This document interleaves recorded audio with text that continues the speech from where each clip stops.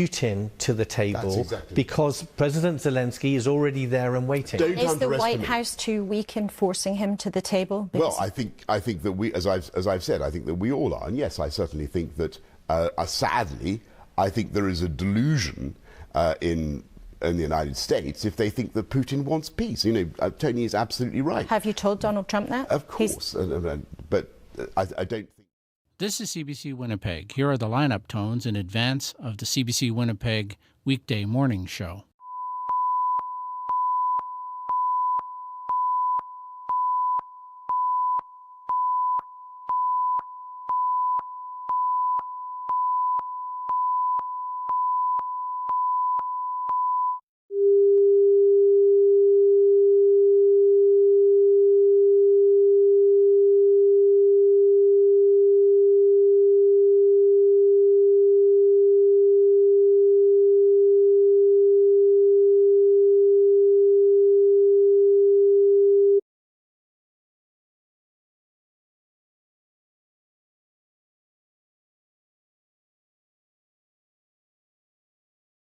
Is Putin.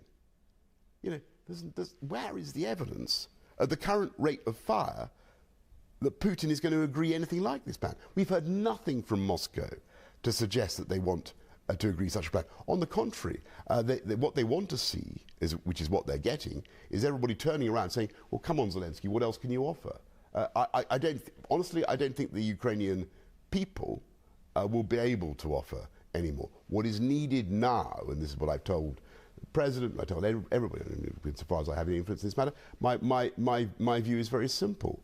It's that the way to end this thing is finally, psychologically, to convince Putin that he made a strategic category error in thinking that he could simply reabsorb Ukraine into the Soviet empire, that has failed. I think you would agree with that, Tony. It has failed. That project is over. It's a question of now how he presents that failure to the Russian people. And he has the wherewithal to explain it to them in terms that I think will be politically survivable for him. Thank you for listening to The Interview. You'll find more in-depth conversations on The Interview wherever you get your BBC podcasts, including episodes with the Mayor of Kyiv, Vitaly Klitschko, the Iranian author Azar Nafizi, and the President of Somalia, Hassan Sheikh Mohammed. Until the next time, bye for now.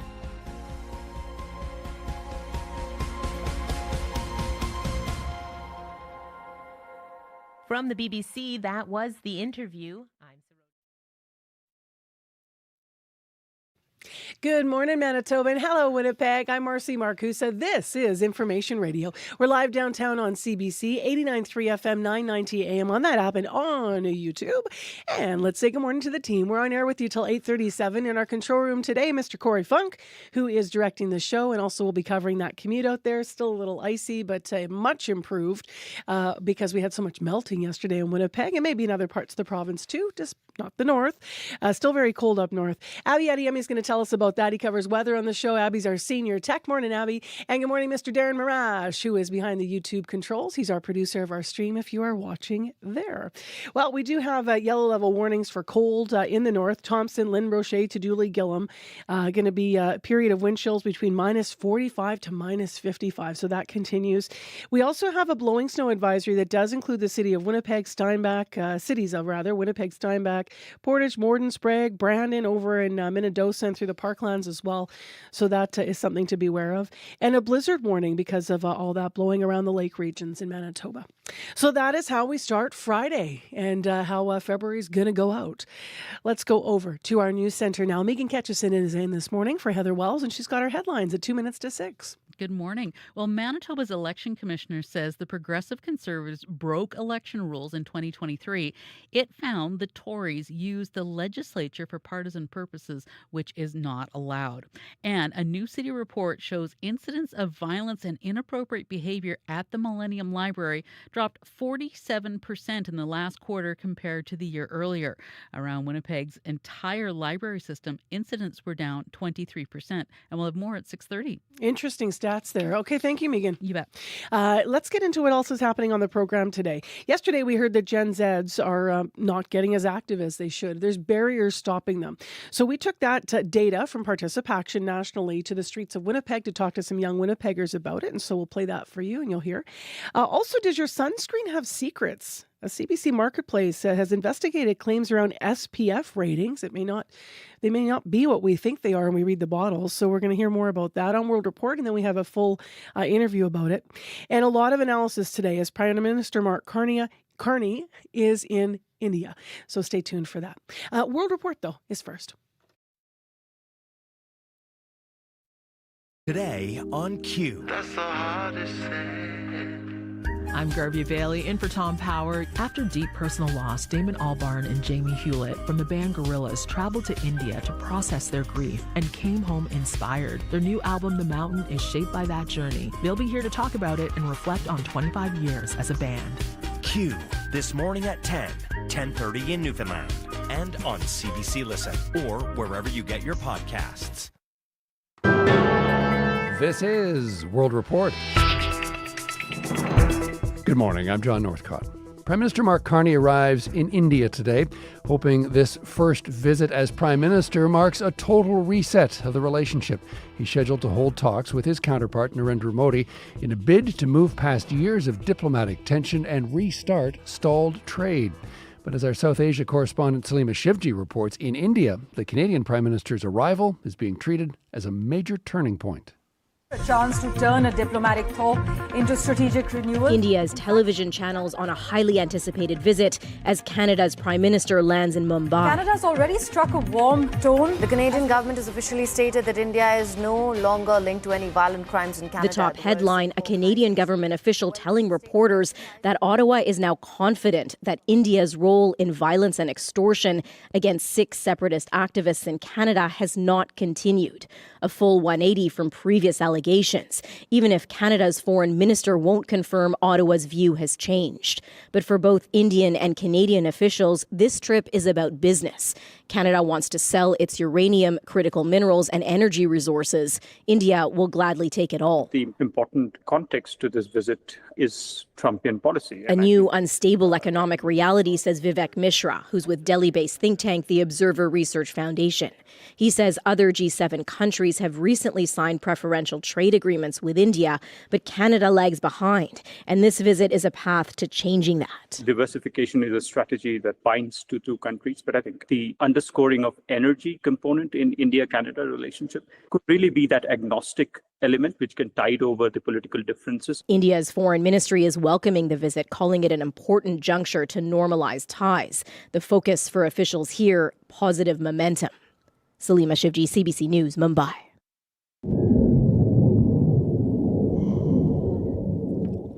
The distant roar of military jets in Kabul as Pakistan launches airstrikes on the Afghan capital and Taliban sites along the border.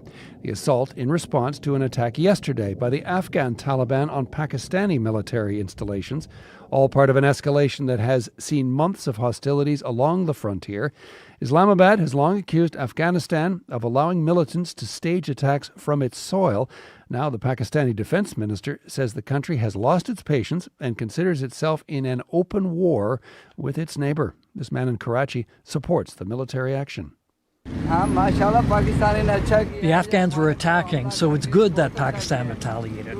They were killing Pakistanis, so we've finally taken a stand. The number of casualties is difficult to verify, but Pakistan claims to have killed more than 100 Taliban fighters in the latest strikes. Both sides say they have inflicted heavy losses as the conflict moves from a border dispute to a full-scale military confrontation. Former U.S. President Bill Clinton will testify behind closed doors today before a congressional committee investigating Jeffrey Epstein. Clinton has admitted to flying on Epstein's private plane several times, but denies any knowledge of his criminal behavior. His appearance follows 6 hours of testimony yesterday from his wife, Hillary Clinton. The former Secretary of State told the committee she has never met Epstein and accused Republicans of using the investigation, quote, as a partisan political hit job.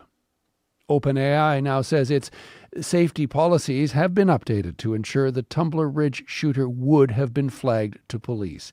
The company is facing intense criticism for suspending the shooter's account months before the attack, but not alerting authorities. In a letter to Canada's AI minister, the tech giant explains how its reporting thresholds have changed. Yasmin Renea has more.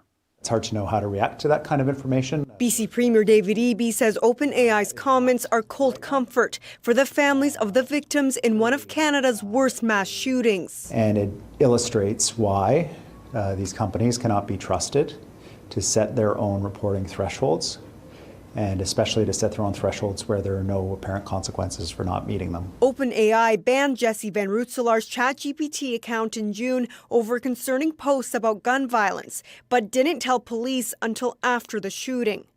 Now the company says the account would have been flagged under new safety policies that it started to develop months ago. OpenAI also revealing that Van Rutselar was able to get around the ban on her account and opened a second one. There are so many questions that I have, but I think the part that's just devastating for me, for the families, for the people of British Columbia and Canada, is that this could have been prevented. The Premier says OpenAI CEO Sam Altman has agreed to meet with him. Meanwhile, the federal government says it's reviewing the company's letter and will have more to say in the coming days. Yasmin Ranea, CBC News, Vancouver. The Canadian Pediatric Society is calling for a major shift in how doctors screen for heart disease. The group is now advocating for universal cholesterol screening for all children between the ages of 2 and 10. Experts say identifying high cholesterol in childhood, especially genetic conditions, can dramatically reduce the risk of heart attacks and strokes later in life. Lauren Pelly has more. It's a childhood problem. It starts from childhood and progresses onwards. In Edmonton, Dr. Michael Corey works with kids to reduce their future risk of cardiovascular disease. It all starts with the dangerous buildup of plaque and cholesterol inside arteries that deliver blood through the body. If we don't treat it, the risk for early heart attacks and strokes is dramatically increased in these individuals. The challenge is many kids with high cholesterol don't know it, including children with a genetic condition that causes it right from birth. They don't have symptoms at all for the most part. Corey is among a group of Canadian pediatricians calling for a new approach. The Canadian Pediatric Society is now recommending cholesterol screening for all children between the ages of 2 and 10 years old. The condition is simple to diagnose with a standard blood test, and treatment can be straightforward, ranging from diet and lifestyle changes to medication. But that doesn't mean universal screening for children would be easy to implement. Hamilton Health Sciences pediatric cardiologist Dr. Tapas Mondal says it can be a challenge encouraging otherwise healthy kids to get blood work. The kids has to have this blood test at the bare minimum. That's the kind of test here. So it has to be in some form of clinical setting. Still, physicians say catching more cases of high cholesterol early could help more kids grow into healthy adults with healthy arteries. Lauren Pelly, CBC News, Toronto. A grueling 5-day snowmobile race through Labrador and the wilderness is scheduled to come to an end today. After more than 3,000 kilometers of ice and tundra, Kane's Quest will crown its next champion this morning. As the CBC's Alex Kennedy reports, the race has built a massive global following, but for those in Labrador City, it's about a lot more than just the finish line.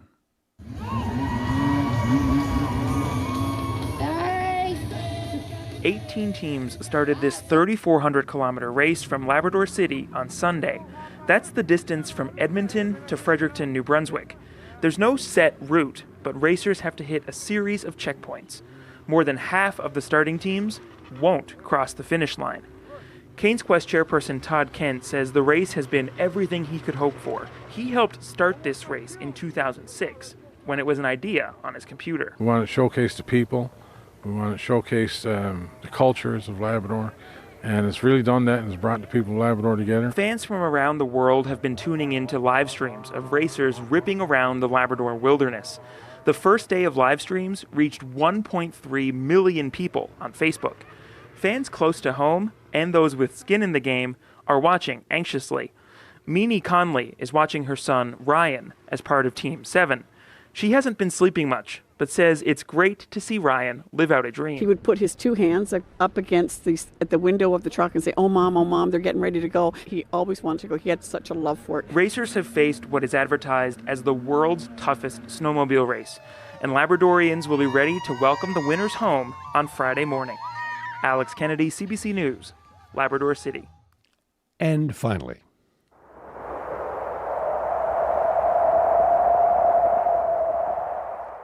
across the Arctic today, mother polar bears are huddled in dens with their newborn cubs, preparing to head out onto the sea ice for the first time.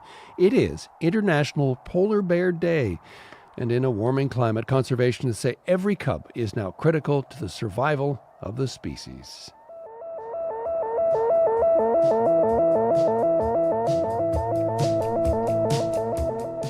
But there's also something about the polar bear that resonates on this Friday morning. In 1981, the Swiss band Grozone released a cult hit about wanting to be a bear on the polar ice just to escape the noise and heat of the human world.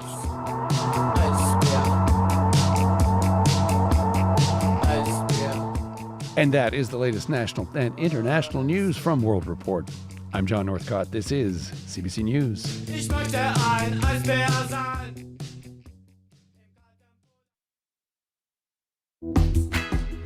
Well, the Manitoba polar bears are going to be happy today because the north is frigid. The humans up there need to know, though, that there's some warnings around the cold, blowing snow, and even in the south, our temperatures will fall today. Welcome, Manitobans. I'm Marcy Marcusa. This is Information Radio. You're on 89.3 FM, 990 AM on the app and YouTube. This is CBC's morning show, and we're live in downtown Winnipeg. Abby with that forecast in a moment here. And this hour, we're going to talk about Gen Zers not being active. Now, this is about barriers, though, to activity. Participation put out a survey. We talked about the results yesterday. This hour, we're going to hear what happened when we took that to the streets to hear from some local Manitoba young people about activity and what they say the barriers are to getting out, getting moving. In addition, you heard about World Report and that Marketplace Sunscreen investigation. We will have more details from Christine Bierak. Some of them are surprising. Who knew they tested sunscreen on humans? Who knew your sunscreen could be anywhere from 15 to 50? And that could be despite what it says in the bottle. So Christine's going to walk us through that. And then we will hear more about Prime Minister Mark Carney's trip to India. So we also have some analysis coming up in a deeper way than they can get into in the news. The news, though, can get into more stories. So let's find out what else is developing in our province with Megan Ketchison. Well, good morning. The union representing Manitoba wildfire fighters wants them to be paid more. The province is planning to have at least the same number of seasonal wildfire positions this year as last year, but the MGEU is concerned better pay in other jurisdictions can make the jobs harder here in Manitoba to fill. And things aren't back to normal in Pimachikamak Cree Nation. A hydro outage 2 months ago in the Northern First Nation led to burst pipes and flooding. Hundreds of homes sustained severe damage, forcing people to flee the community. Pimachikamak's chief has asked for more support from Manitoba Hydro and the government. And we'll have more coming up at 6:30. All right. Thanks, Meeks. Thank you. Let's get into this forecast here. It's going to be kind of nasty, Abby Adiemi. Yes, Marcy. We're just looking at a cold front that's going to be slicing through the province today. We're going to see blowing snow and dangerous near-zero visibility to the south today. And, of course, we also have very cold warning. Extreme cold for the northern part of the province. So conditions will definitely be tricky both halves of the province today. Down south, travel will definitely be tricky on your way home. So take that into consideration. For Winnipeg right now and the Red River Valley region, we're looking at temperatures around 2 degrees and 0 at this time. We're going to see temperatures later. It's going to crash to about -15, -16 by the afternoon period. But look out for that widespread blowing snow and the gusty and northwest southwest winds that's going to be coming with that. It will be impacting your travel, and even if you're on the highway, especially during the rush hour. So take that into consideration. We'll see the wind chill between minus 28 and minus 35 overnight. Across the southern regions, we're seeing similar temperatures close to zero in most of the regions. Well, up north, we are looking at minus 23 and minus 31 up north. And Tudula Lake right now, Mercy staggering close to minus 42 actual temperature, and the wind chill there feels like minus 45. So honestly, I just updated here. So you and I are looking at this, and it's updating by the minute. It shifted again. I don't know that I've ever seen this. It's certainly rare. You were talking about Tuduli. The Tuduli Lake Airport says it feels with wind chill like minus 57. Wow. That's astonishing. Like, it's really astonishing. Think about how extreme it is where we live, Abby. It's 2 degrees, you just said, in Winnipeg. I know, right? 2 degrees. Crazy. The clock says 2 degrees. And then elsewhere, we're seeing actual temperature in Tudula Lake close to minus 42. And the wind chill speed already, like in that minus 50s. A 40-degree difference. 40-degree difference. It's wild. And we're going to drop by 16 degrees. All right. That's why they call us hardy. Wear everything. Check everything. Thank you, Abby.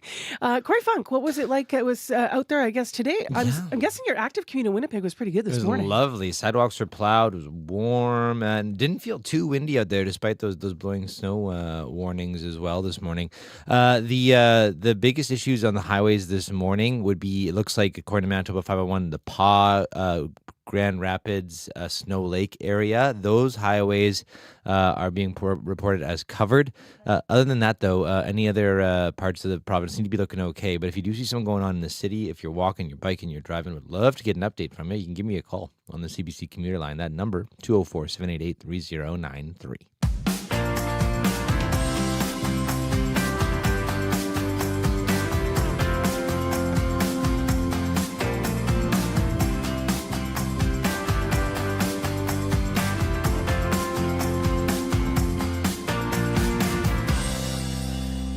6:15 is the time right now. Next on the show, if you were with us yesterday, we were talking about this report from Participaction. It suggests that Gen Zers across Canada between the ages of 18 and 27 are struggling to get involved in physical activity because of some barriers. This is Participaction's Marcus Duncan. From our survey, we find that Gen Z is experiencing a lack of self-confidence. They're worried about being embarrassed or judged from others. And they have real concerns about their body image, weight, and fitness. And these are acting as barriers to helping them get active and stay active.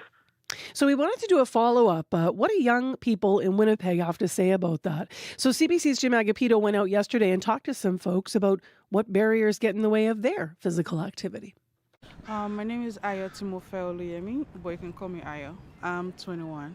Participaction says Gen Z faces the most barriers to physical activity. Do you see that in your life? Yes, I would say so, yeah.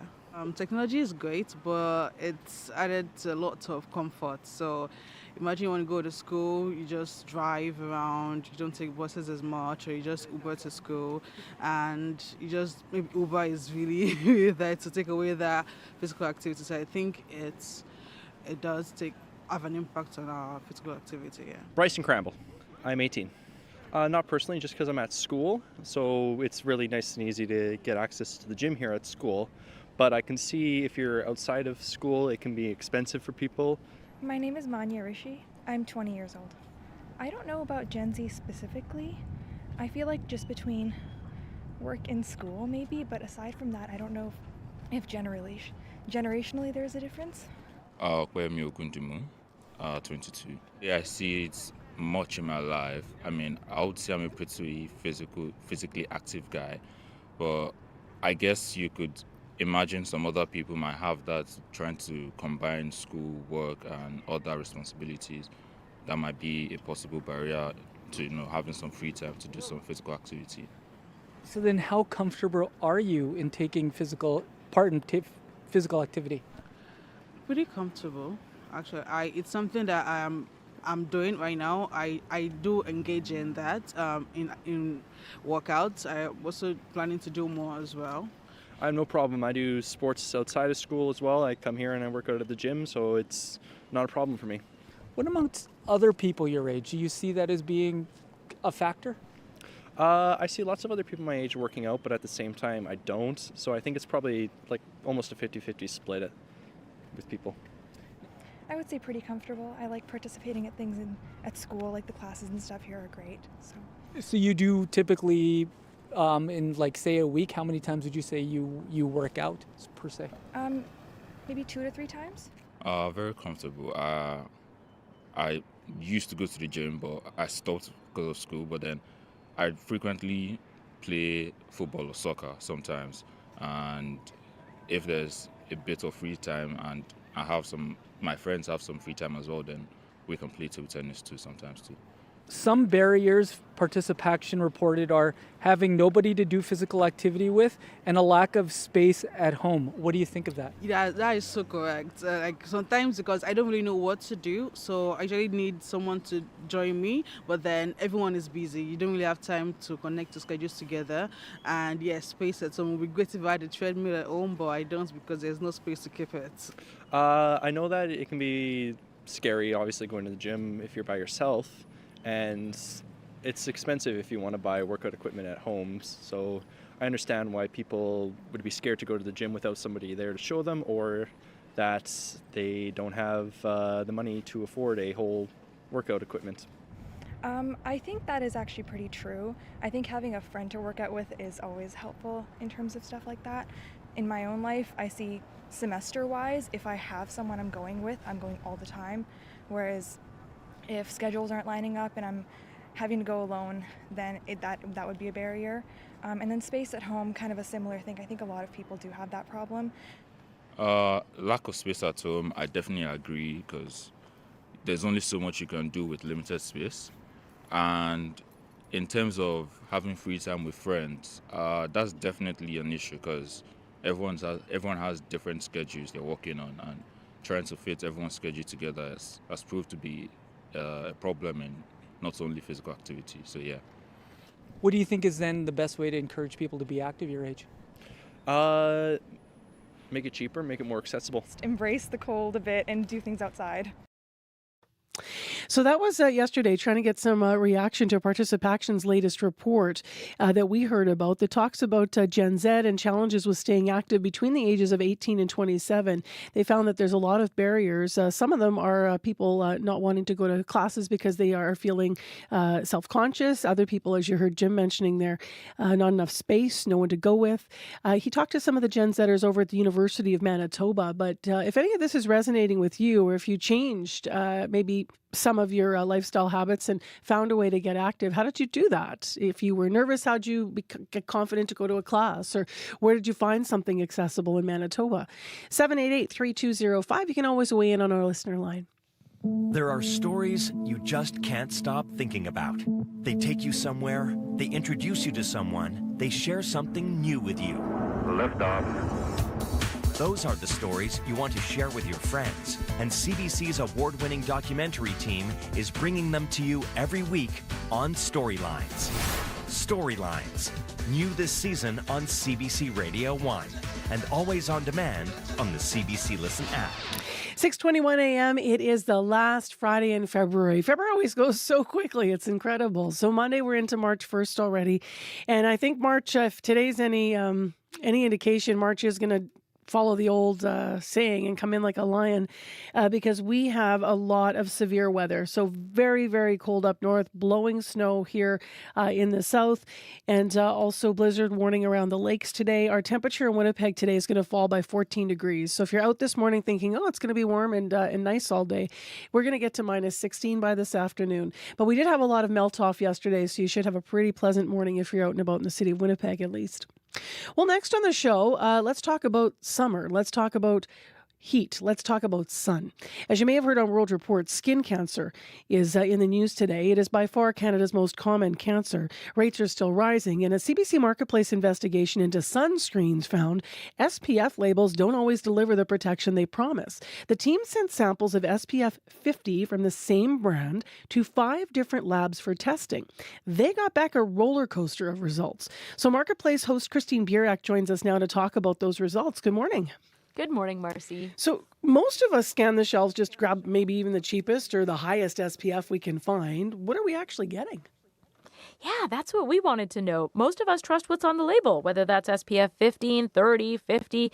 We expect that a higher SPF will offer higher protection, so we wanted to test that. So we bought a popular sunscreen just right off the shelf from a drugstore. We're not naming it because it may have followed all the rules around labeling and testing. The bottle said SPF 50, so we sent samples of what we bought to 5 different testing labs, and we got back 5 different results. And remember, it's the same sunscreen. Now, one did say it was SPF 50. Another said it was 60.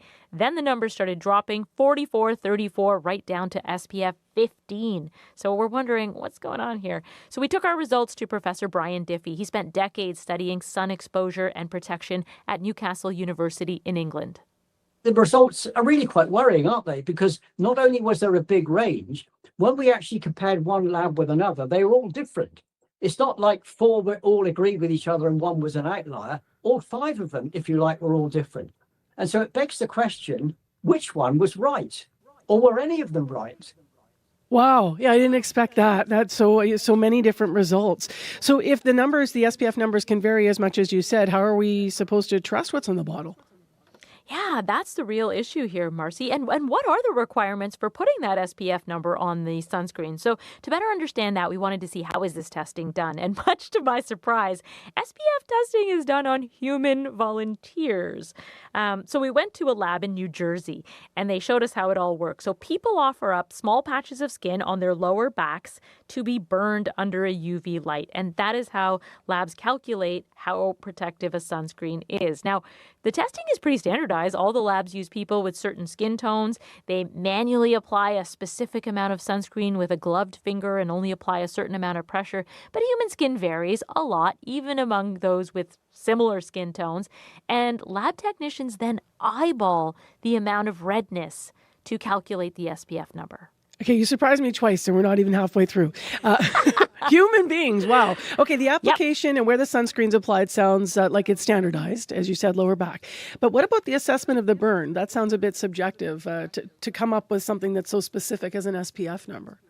Yeah, and during our lab tour, that's exactly what I asked Michael Trout. He oversees SPF testing at Consumer Products Testing Company, and he agreed it can be subjective. He said the industry hasn't changed much in 50 years, but that's what regulators like Health Canada require. So to slap that number on millions of bottles, Health Canada requires sunscreen makers to do one test at one lab on 10 people, and that is it. And they don't even have to submit those results to Health Canada unless the agency asks for it. And it's worth noting here that there was an American testing company called AMA that was caught fabricating SPF data for 30 years. Now, Health Canada says that it does test products for safety, but it does not test SPF claims for efficacy.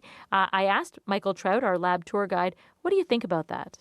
I think people should be concerned, but it's very difficult to know which products they are, who makes them, and if they're not meeting the label claim, how far off they are, because a little bit of a mislabel is not the same as a product being totally useless. So yes, I think there should be some concern. I think you should always approach going out into the sun with caution and pay attention to what's happening to your skin. You mentioned a lab faked results for 30 years. So how many products are still using that data? Yeah, we don't know. There's no public list of affected products. And this is why some experts are really pushing for change. Australia did a massive product recall in the wake of the AMA scandal, and they've been doing more testing and recalling more products, and they seem to be trying to push for better testing and better labeling. We did ask all major sunscreen companies in Canada to share with us how often they lab test their sunscreens and where they do it. Some said they never worked with AMA, but no one wanted to share their test results. Now, what difference does it make if my SPF 50 is actually a 15? I feel like I can answer part of that with all of our education, but am I still getting protection, I guess, is the bottom line. Yeah, and I want to make that clear, you still get protection, but it's less. SPF is a sun protection factor. It's essentially how long you can be out in the sun without getting a burn. SPF 50 should mean you can be out in the sun 50 times longer than you could without sunscreen. If it's 15, then it's 15 times longer, but less protection can affect people differently, especially if you burn more easily, spend long periods of time outside. Sunscreen does wear off. If you don't apply enough in the first place, which I think a lot of us are guilty of, and if you're using sunscreen as your main protection. And of course, if you've had skin cancer, you know that you're at higher risk. And that's when we met Annette Sear. She lives in Oakville, Ontario. At one point, she was given 5 years to live. She beat those odds. She founded Melanoma Canada. And Sear was not happy to learn our test results came back as low as SPF 15. You never want to hear that because we're putting our health in the hands of others. And that whether that be the manufacturer, well, Health Canada and such, I expect what they put on that label is pretty darn close to what's in that bottle because it is our health. So what does need to be done then to fix or improve SPF claims? Yeah, it's tricky because there are issues around the testing and the oversight, but dermatologists and lab experts told us Health Canada can update standards. They can tell companies to test at more than one lab and publish those test results so people can see for themselves. I think we all want to know that that number on the bottle means something. And if it's a range, then say it's SPF 15 to 50 or make them more accurate. And I think this is a good time to remind people, Marcy, that sunscreen really is one layer of protection. And the best protection is still always finding shade, cover yourself up, and avoid peak sun times. I know we don't have peak sun times at the moment, but they are coming. I trust they're coming. Well, you're not in the prairies. Lots of it here. Oh, well, there you go. But yeah, maybe not that hot summer sun. Thanks very much, Christine. Thanks, Marcy. That is Christine Bierak, a host with Marketplace. If you want to watch their full investigation tonight, you can watch Sunscreen Secrets. It is on at 8 o'clock on CBC television. You can find it also on YouTube and CBC Gem. Well, speaking of the prairies, today we will have a mix of sun and cloud in Winnipeg. Tomorrow's going to be nice and sunny. We stay cold for a few days. In fact, Winnipeg's temperature is going to fall today, and we have a lot of warnings around the province about extreme cold and blowing snow. So Abby's going to talk through those in our regional forecast coming up. We also have news coming up with Megan Ketchison and much more on CBC. So thanks for being with us on 89.3 this morning. In business news, right after we hear from our news our newscast, Chrisley Ramlakan's going to join us. There's a new report out about how reliable cell phone networks are in this country. So we're going to have the results broken down. And also Netflix has dropped out of the bidding war for Warner Brothers Discovery. And we'll find out what happened there. That story developing yesterday. Right now, though, your CBC Manitoba News. This is CBC News. Good morning. I'm Megan Ketchison in Winnipeg at 6:30, mostly cloudy and 2 at the Forks. That temperature is going to drop to minus 16 this afternoon. We do have a yellow blowing snow advisory. A group of Northern Manitoba First Nations are concerned they are being left out as the province hires for the next wildfire season. Island Lake Grand Chief Alex McDougall has asked Manitoba to help train local residents in forest fire control. He says the group of 4 nations is isolated, delaying the response from provincial crews. McDougall says the best option is the First Nation to have their own emergency management operation. If there's that ability to gainfully employ local members, train them, and be able to respond with proper financial support, I don't think we'd be seeing evacuations at the level that we have recently. The province says it is continuing its emergency firefighter program for First Nations residents interested in being trained. Meanwhile, the union representing Manitoba wildfire fighters wants them to be paid more. The province is planning to have at least the same number of seasonal wildfire positions this year as in 2025.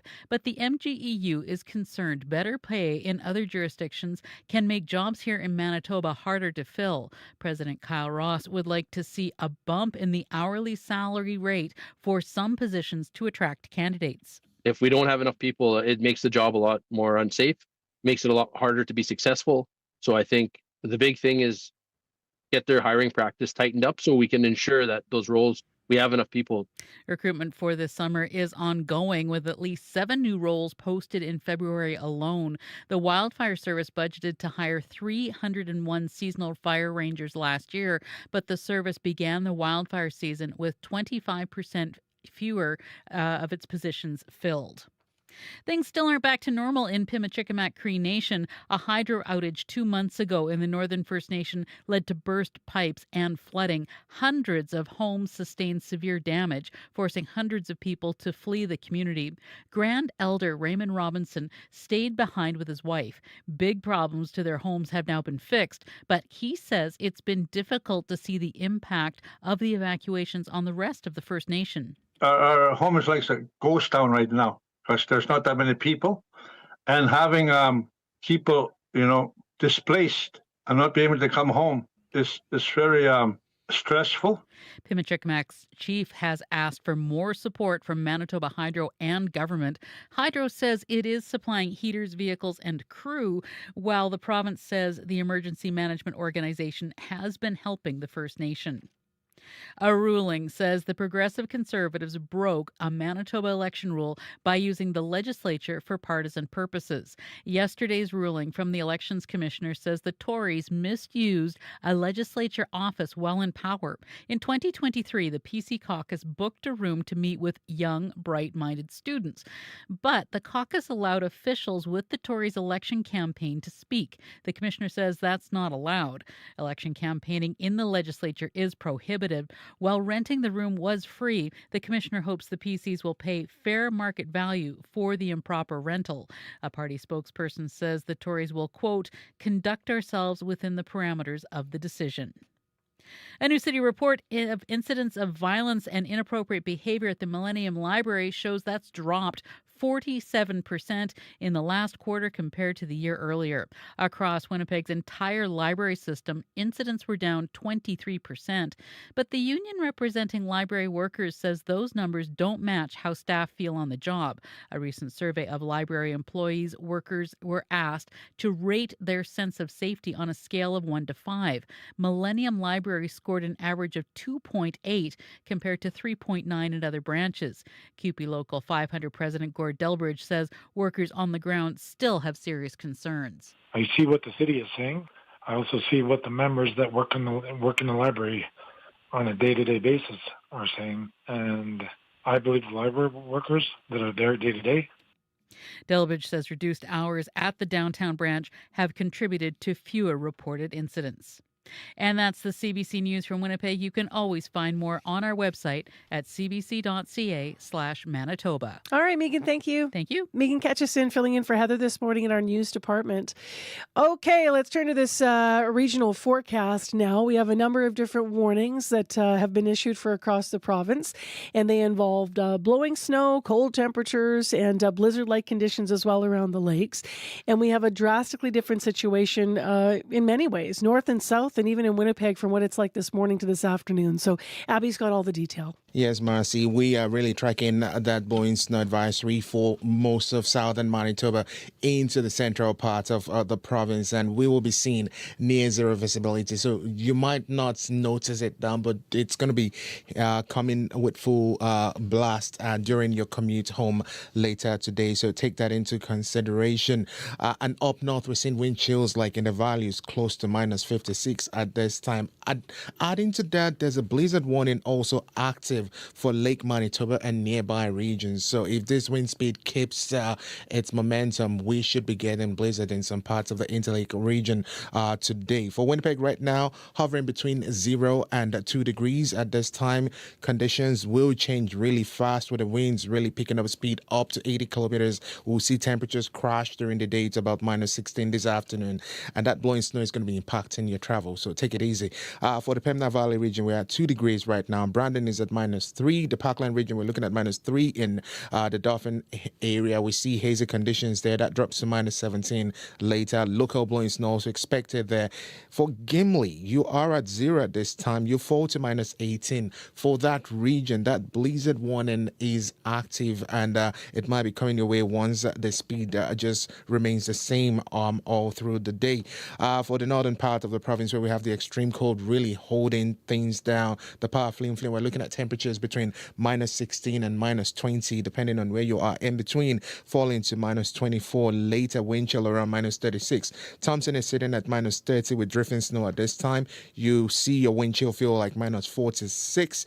Frostbite in minutes. In Gillam, we're looking at minus 36. Lynn Lake, we are seeing temperatures around minus 35.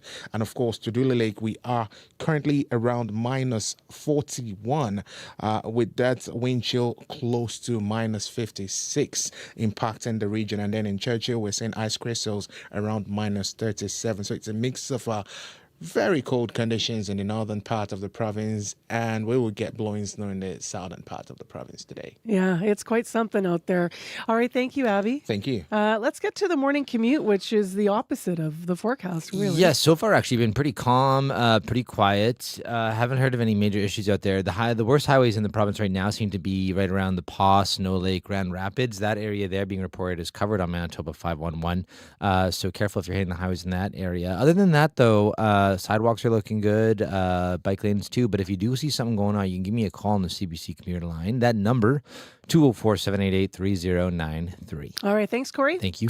Crystalie Ramlakan is here with our business report and news. Good morning to you. Hey, good morning, Marcy. So let's start with this new report that's out about how reliable cell phone networks are in this country. What do the results tell us? Well, Rogers and TELUS have the most reliable and consistent mobile networks, while Bell maintains the best 5G download speeds of the major carriers.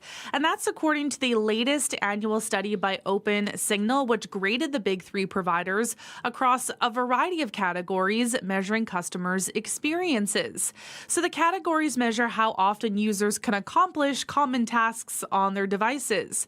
The report also says Rogers has the top overall upload speed experience and 5G upload speed experience. But that 5G category is a tight one, with just 1 megabyte per second separating the first and last place companies. And Rogers also boasts the best 5G availability, a category based on the percentage of time users with a 5G device and a subscription can detect a 5G signal on their cell phone. Let's get into a deal here that yesterday had a big change. So Netflix has now dropped out of the bidding war for Warner Brothers Discovery. What happened? Yeah, so Netflix says the deal was no longer financially attractive, so Paramount Skydance is now poised to acquire Warner Brothers' vast media empire, including HBO and CNN, after a months-long battle. Netflix declined to raise its offer after Warner Brothers determined Paramount submitted a superior offer. And this comes after Warner Brothers repeatedly rebuffed Paramount's bids and raised doubts about the company's finances. So Paramount ended up launching a hostile takeover bid and is now landing a $111 billion deal. So the regulatory review process will still take several months at a minimum, but barring any more surprises, Paramount CEO David Ellison will assemble a sprawling entertainment and news empire with dozens of TV channels, multiple movie studios, and 2 leading newsrooms. Now, some could see the deal as Paramount overpaying, and after Netflix's withdrawal, the company's shares actually went up, showing some investors were relieved with the move. And the change also came on the same day Netflix's co-CEO held meetings at the White House. So President Donald Trump has previously indicated he favored Paramount over Netflix, though he also sent some mixed messages about the mega merger. But both the White House and Netflix say the meeting was with staff, not Trump directly, and that it was set up weeks ago. And it seems that AI is being integrated into a lot of things, of course, these days. But you have a story about even fast food drive-thrus. Yes. So when you stop at a Burger King later this year, staff may have an artificial intelligence coach in their ear. So Restaurant Brands International, the owner of the fast food giant, says it is bringing its new tool called Patty to Canada. So Patty is a voice-based assistant which will be piped through the headsets staff wear. The company says it will listen to conversations and prod staff toward more attentive customer service and efficiency. So the tool can remind employees how to make food orders and, of course, upsell customers. And it can also alert staff when washrooms need cleaning or a drink machine needs changing. The tool, powered by OpenAI, is currently being piloted at 500 Burger King restaurants in the U.S. But, some business experts worry the tool will demand too much multitasking from workers. And they say it can be hard to give your full attention when there's a second little voice in your ear. I'm a host. There's always a second little voice in my ear. How interesting, though, right? That change, but also that second voice is going to be like an AI. Like, how will people respond to it being told what to do by AI?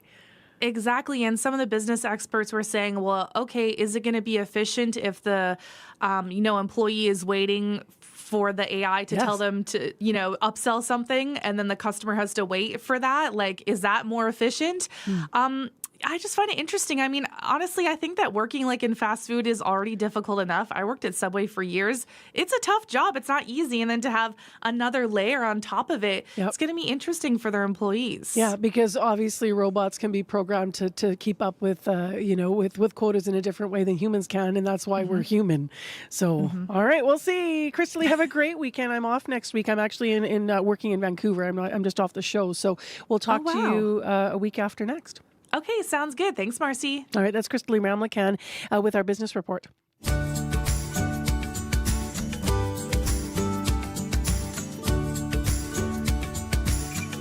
Well, it feels a little like Vancouver actually out there this morning. It's really mild to start here. 2 degrees is where we're at right now in Winnipeg. Next on the show, let's get into some federal politics here. Conservative leader Pierre Poilievre is proposing a new all-party task force to work on the upcoming CUSMA review.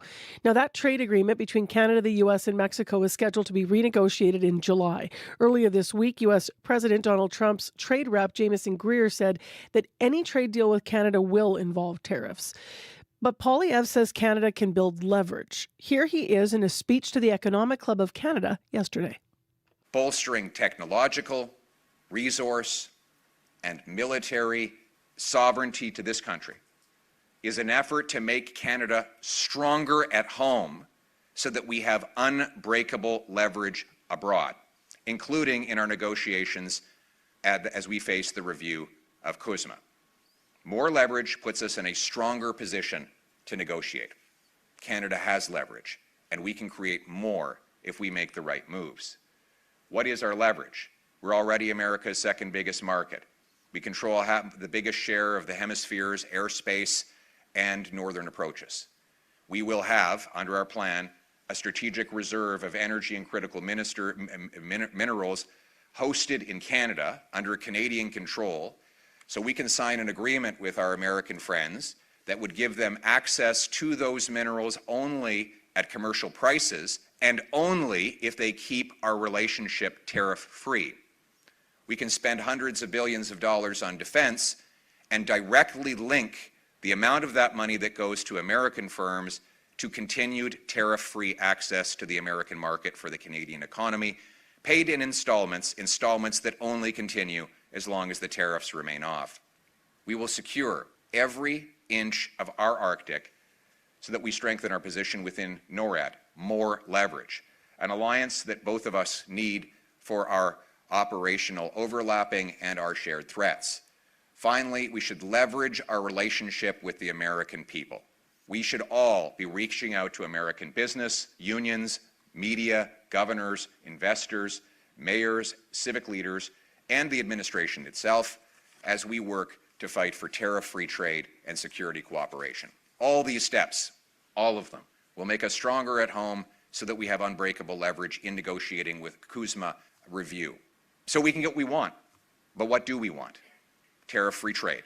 In the course of negotiating the deal, we will aggressively defend our forestry workers, auto workers, steel and aluminum workers, and the farmers that feed our country and the world. Specifically, we will seek an end to steel, aluminum, and auto tariffs, as well as an end to the softwood lumber tariffs.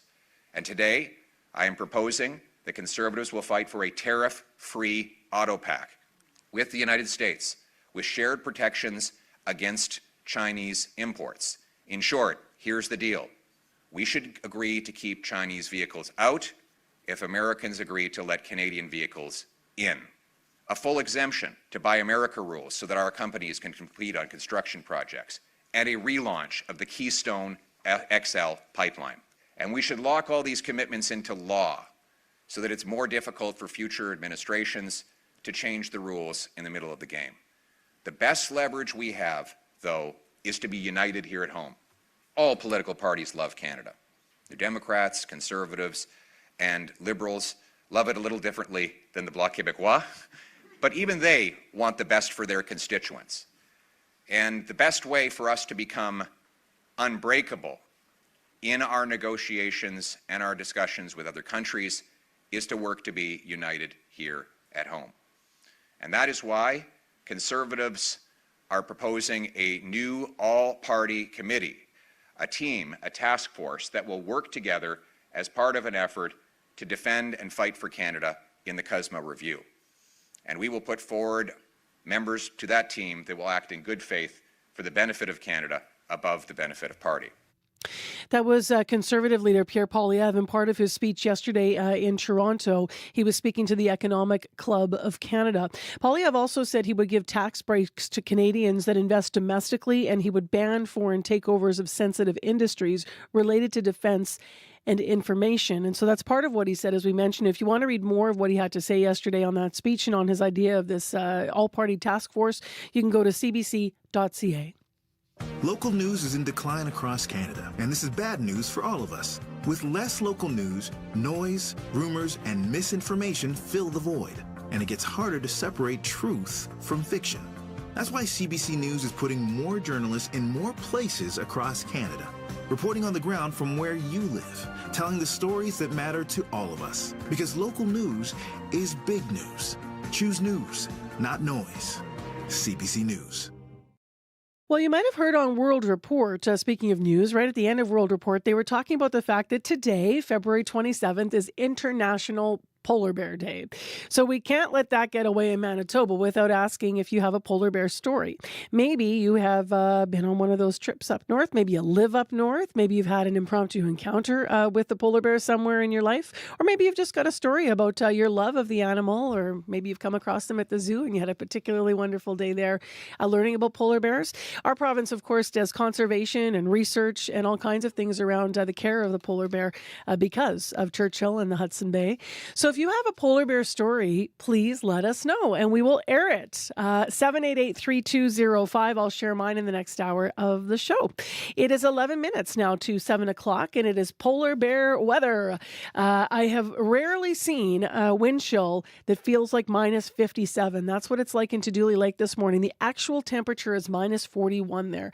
As you can imagine, there's a yellow level cold warning for all of those areas. Tuduli, Gillam, Shamattawa, Churchill, Brochet, Lynn, and Thompson. I'm talking those parts of the north. Your wind chills will be between minus 45 and, well, minus 57 or more this morning. There's also blowing snow advisory for down south here. Winnipeg included in this, all across Morden, the Parklands, Dauphin, Brandon to the west, Grand Rapids, Verdun, Souris. And so we're talking about winds that could gust up to 80 kilometers per hour. And because of that, there's a blizzard warning for the lakes regions as well. So that's both the north and south basins. So it is going to be a crazy day. Temperature is going to fall in Winnipeg to minus 16. Always like to do a lot of weather in the first hour because you're getting ready to get out and figure out your Friday. Well, next on the show, Canada and India were in a serious diplomatic freeze not long ago. Now Prime Minister Mark Carney is in India to reset the relationship. He will meet Prime Minister Narendra Modi to discuss expanding trade between our two countries. So what's on the table? What could Canada gain? To talk about this, Julian Karagesian is with us. He's former special advisor in the International Trade and Finance branch over at the Department of Finance. He's currently a visiting lecturer as well at McGill University's Department of Economics. Good morning to you. Good morning. Good morning, Marcy. So what is the answer to what Canada could realistically gain by restarting trade talks with India now? Well, I mean, if we step back and just go up to 36,000 feet and look at it from a very high level, I mean, one thing that you see is our trade with India is not very big right now. It's about 12 billion two ways. We do over $1 trillion with the United States, and so it's small, and so the potential for growth is immense. And I'll say this in the context of the fact that our economic model, Canada's model, is based in large part on international trade, and most of that with the United States. And that trade with the United States is threatened right now. The model's threatened by by trade barriers, by tariffs, and so our trade with the United States is in decline. That's hitting our prosperity, and so India is one country among many where we can expand our export markets to help us maintain our prosperity. And so what we have to gain is gain access to the largest population in the world. 1 out of every 5 people live there. For every 1 Canadian, there are 37 Indians in India, and I'm not talking even globally. And they're the 5th largest economy in the world, and they're on the verge of overtaking Germany to become the 4th largest. They're growing at 7% a year, and it's a country that we can help energize with our oil and gas, and that we can help feed with our large agricultural sector. I'm just going to interject for a moment, Julian, and make sure that your mic or your phone, whatever you're talking into, is clearly by your mouth. We heard you, and then it got a little bit muffly there for a sec. Sorry about that. No, that's okay. It's okay. It's live radio. So if they are to do any kind of deals today, is this trip actually about getting deals done? Can we put a timeline on this expanded trade, or is this really the step one of deeper relationship building? I'd say there's 3 aspects to this trip. One is diplomatic and symbolic to create a new era, to establish a new era in Canada-India relations. Number 2, to address immediate irritants.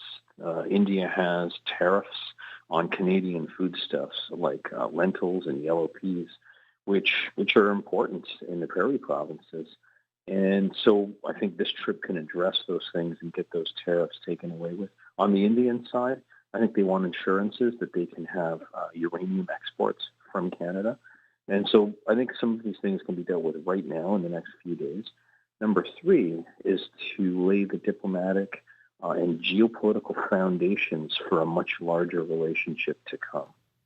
I want to talk about disputes. I mean, in this country, there's politics at play here, and not just politics, but there's communities that are very upset by this. So the Carney government saying India that the India threat is over.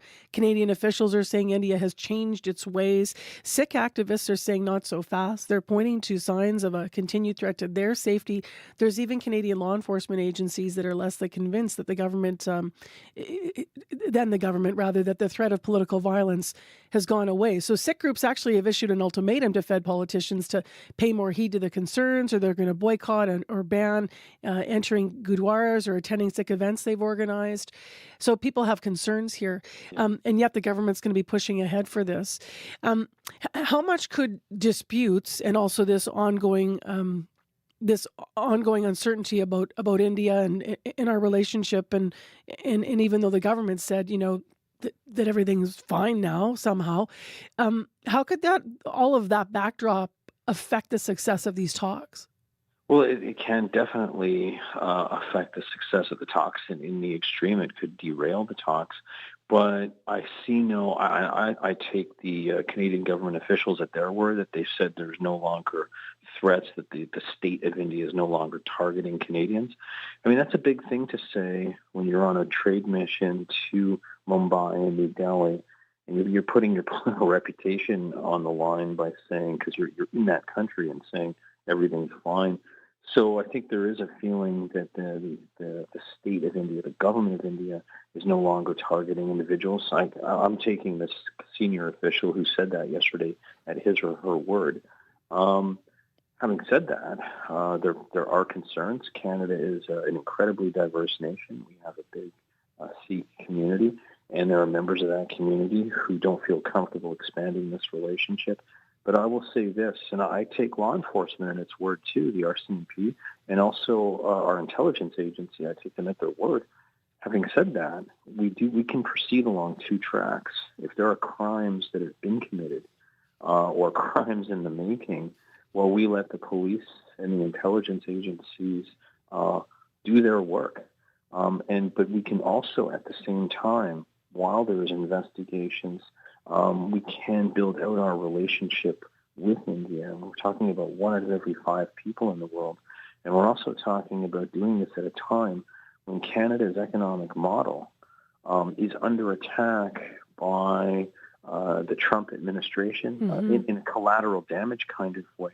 Our largest trading partner by far is making it costlier for Canada to do business with them. And a lot of people are hurting from this. And so we do have to be practical as well, particularly when there's 37, 38 Indians for every Canadian.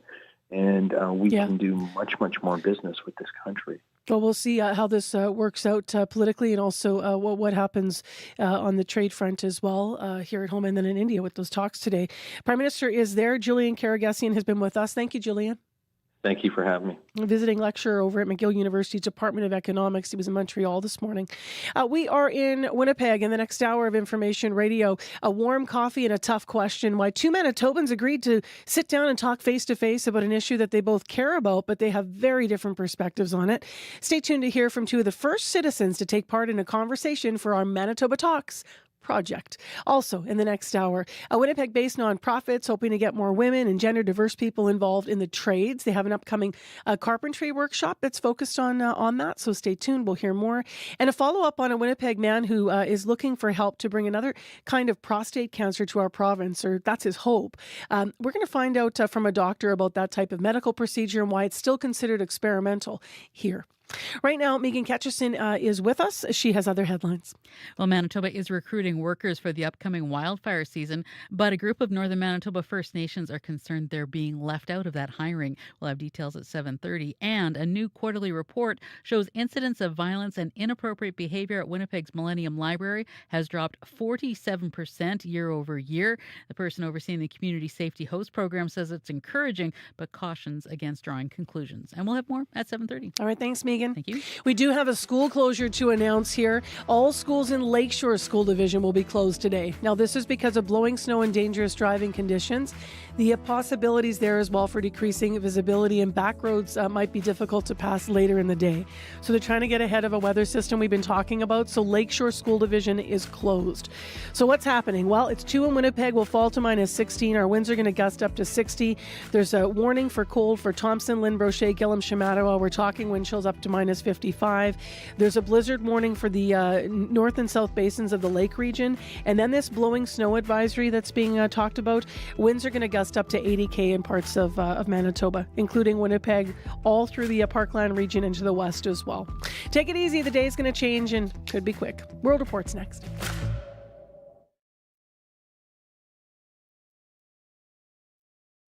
On the Current. Dreams were this comfort as well as entertainment. It was fun to dream. I'm Rebecca Zandbergen. We all dream, but most of us don't spend a lot of time pondering those nighttime thoughts. Why one author wants to change that, to understand our minds better and for the good of our mental health. Coming up on The Current. The Current, this morning at 8:37, 9:07 in Newfoundland, and on the CBC Listen app. This is World Report. Good morning, I'm John Northcott. Prime Minister Mark Carney is in India today, hoping this first official visit marks a total reset of the relationship. He's scheduled to hold talks with his counterpart Narendra Modi in a bid to move past years of diplomatic tension and restart stalled trade. As Salima Shivji reports, in India, the Canadian Prime Minister's arrival is being treated as a major turning point. A chance to turn a diplomatic talk into strategic renewal. India's television channels on a highly anticipated visit as Canada's Prime Minister lands in Mumbai. Canada's already struck a warm tone. The Canadian government has officially stated that India is no longer linked to any violent crimes in Canada. The top headline, a Canadian government official telling reporters that Ottawa is now confident that India's role in violence and extortion against 6 separatist activists in Canada has not continued. A full 180 from previous allegations, even if Canada's foreign minister won't confirm Ottawa's view has changed. But for both Indian and Canadian officials, this trip is about business. Canada wants to sell its uranium, critical minerals, and energy resources. India will gladly take it all. The important context to this visit is Trumpian policy. A new unstable economic reality, says Vivek Mishra, who's with Delhi-based think tank the Observer Research Foundation. He says other G7 countries have recently signed preferential trade agreements with India, but Canada lags behind. And this visit is a path to changing that. Diversification is a strategy that binds to two countries, but I think the understanding underscoring of energy component in India-Canada relationship could really be that agnostic element which can tide over the political differences. India's foreign ministry is welcoming the visit, calling it an important juncture to normalize ties. The focus for officials here, positive momentum. Salima Shivji, CBC News, Mumbai. Saskatchewan's Scott Moe is one of two premiers joining Mark Carney in India. He's on hand to champion his province's biggest industries, looking to broaden the market for energy and agriculture. He's also hoping to secure a deal to curb tariffs on Saskatchewan yellow peas. We will most certainly be engaging on pulses, as we always do, and agricultural products more broadly. We do have a pulse tariff currently that would be looking to hopefully be removed at some point in time, but certainly engaging on behalf of Saskatchewan, the Saskatchewan agriculture industry in that space. New Brunswick Premier Susan Holt is the other provincial leader in India as part of the Canadian delegation. Meanwhile, there is a significant breakthrough this morning for Canadian farmers following Prime Minister Mark Carney's recent visit to Beijing. China is suspending 100% tariffs on Canadian peas and canola meal. Duties on Atlantic lobster and crab will also be halted starting Sunday. There is one notable omission. Beijing has yet to mention canola seeds, leaving Canadian growers waiting for a final decision on those multi-billion-dollar exports. Pakistan's defense minister says his country is now in an open war with Afghanistan as its air force carries out strikes on Kabul and other major cities. Julia Chapman reports. The distant sound of jets over the Pakistan-Afghanistan border. Pakistan's military launching airstrikes against the Taliban in Afghanistan. They began around 2 a.m. local time, just ahead of a pre-dawn Ramadan meal. Kabul resident Abdul says he woke to the sound of an explosion. Kandahar and Paktika were also targeted. Pakistan is now taking aim directly at the Afghan government, rather than militant groups. Taliban forces attacked Pakistani border troops on Thursday, calling it retaliation for previous airstrikes. Both sides say they've inflicted high casualties, but the numbers differ significantly. In Islamabad, business owner Kasim says conflict is in nobody's interest, but he says terrorism is non-negotiable. Pakistan accuses the Taliban of supporting and exporting terrorism. Afghanistan's leaders deny that. Pakistan feels that it has tried the diplomatic option. Maliha Lodi is the former Pakistani ambassador to the United Nations. She says her country has offered incentives to Afghanistan in exchange for a crackdown on militant groups. The Afghan Taliban have never responded to this demand, which is posing a huge security challenge for Pakistan. In October, deadly border clashes led to a fragile ceasefire. That has now collapsed. As fighting ramps up again, UN officials are calling for calm. Julia Chapman, CBC News, London. It is an anxious day for parents and students in Tumbler Ridge as they prepare for a difficult return to class. It's been just over 2 weeks since a shooter opened fire inside the local secondary school, killing 5 students and an educational assistant. Caroline Bargout has more. We actually just went and seen the school today. Dennis Campbell and his 2 kids went to see the new portables where students will return to class. They are on the grounds of the elementary school, away from Tumbler Ridge Secondary, where 5 students and an EA were murdered 2 weeks ago. I think it's a little early, but at the same time, do you really want your kids just to hang out at home and do nothing and be on social media and think about what has happened? His daughter Quinn was in the bathroom when 18-year-old Jessie Van Rootselaar entered the school and started shooting. Every door slamming right now, she jumped. She's worried, right? Because she heard it all. The province says students and teachers who aren't ready to go back can take online classes. Chad Anderson is the local school board chair. But we just want to ensure that staff and students and families can come back at their own pace and in a healthy way through what they call a trauma-informed lens. Counselors will be on hand for staff and students at the elementary and secondary schools. Security will also be on site. Still, some parents like Nicole Noxana aren't comfortable sending their kids to class just yet. I really need more answers on safety and security before I will probably allow my kids to go back. As for Dennis Campbell, so it's baby steps. His kids will be in class on Friday, knowing if they change their mind, that's okay too. Caroline Bargout, CBC News, Vancouver. For the first time in more than 40 years, a former U.S. president will testify before a congressional committee today. Bill Clinton is being deposed behind closed doors by the House Oversight Committee as lawmakers grill him about his ties to convicted sex offender Jeffrey Epstein. Willie Lowry is in our Washington bureau. Willie, Hillary Clinton testified yesterday saying she'd never even met Epstein, but we know Bill has. What are we expecting from his testimony today? Yeah, former President Bill Clinton was hoping to avoid testifying, but was ultimately compelled to when Congress threatened to hold him and his wife in contempt. He's mentioned thousands of times in the Epstein files. There are photos of him on Epstein's private plane with an unidentified woman sitting on his lap. There's another photo of him relaxing in a pool with another unidentified person near him. He's likely to be questioned on those specific photos, but also his relationship with Epstein and Ghislaine Maxwell. Hillary Clinton testified for more than 6.5 hours yesterday. Speaking to reporters after the closed-door deposition, she said she's confident her husband knows nothing about Epstein's crimes. I am, and I think the chronology of the connection that he had with Epstein ended several years before anything about Epstein's criminal activities came to light. So, Willie, what's at stake in all of this for the former president and first lady? So neither Bill nor Hillary Clinton are accused of any wrongdoing. James Comer, the Republican chair of the House Oversight and Government Reform Committee, made that clear. But he added that Republicans still have lots of questions for the former president. And he expects today's hearing to be even longer than yesterday's. The committee's stated goal is to uncover information about Jeffrey Epstein, his crimes, and his network. They'll likely press the 79-year-old on what he knows, just how involved Epstein and or Maxwell may have been in the early years of the Clinton Global Initiative. CBC's Willie Lowry in Washington. Thanks, Willie. My pleasure. And finally,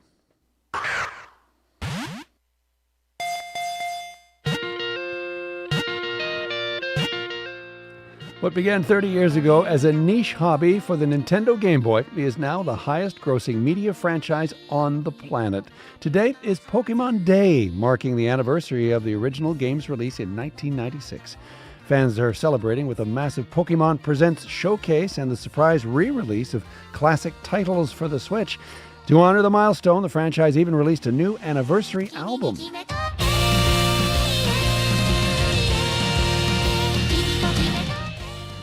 From a Super Bowl spot featuring Jigglypuff to the global craze of Pokemon Go, the original 151 monsters have become a permanent fixture of global culture. It turns out that 30 years later, the world is still trying to catch them all. And that is the latest national and international news from World Report. I'm John Northcott. This is CBC News.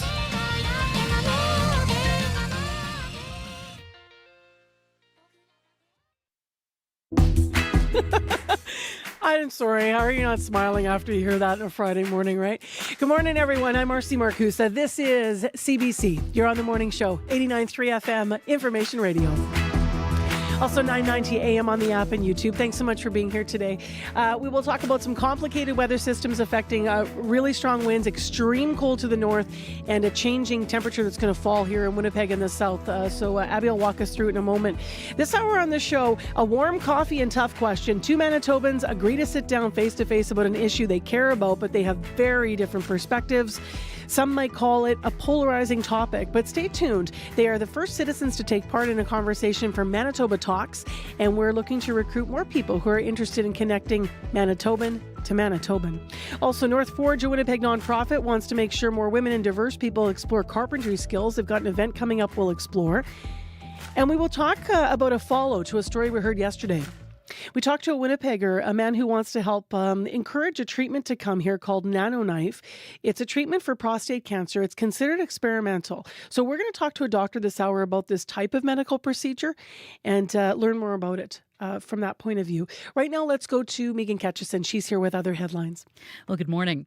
The union representing Manitoba wildfire fighters wants them to be paid more. The province is planning to have at least the same number of seasonal wildfire positions this year as in 2025, but the MGEU is concerned better pay in other jurisdictions can make jobs here in Manitoba harder to fill. And a St. Boniface pool is being renamed for a longtime neighborhood politician. Yesterday, city councillors voted on a motion to change the name of Bonnie Vitale Pool, and we'll tell you for who coming up. All right, thanks, Meeks. Thank you. Abby.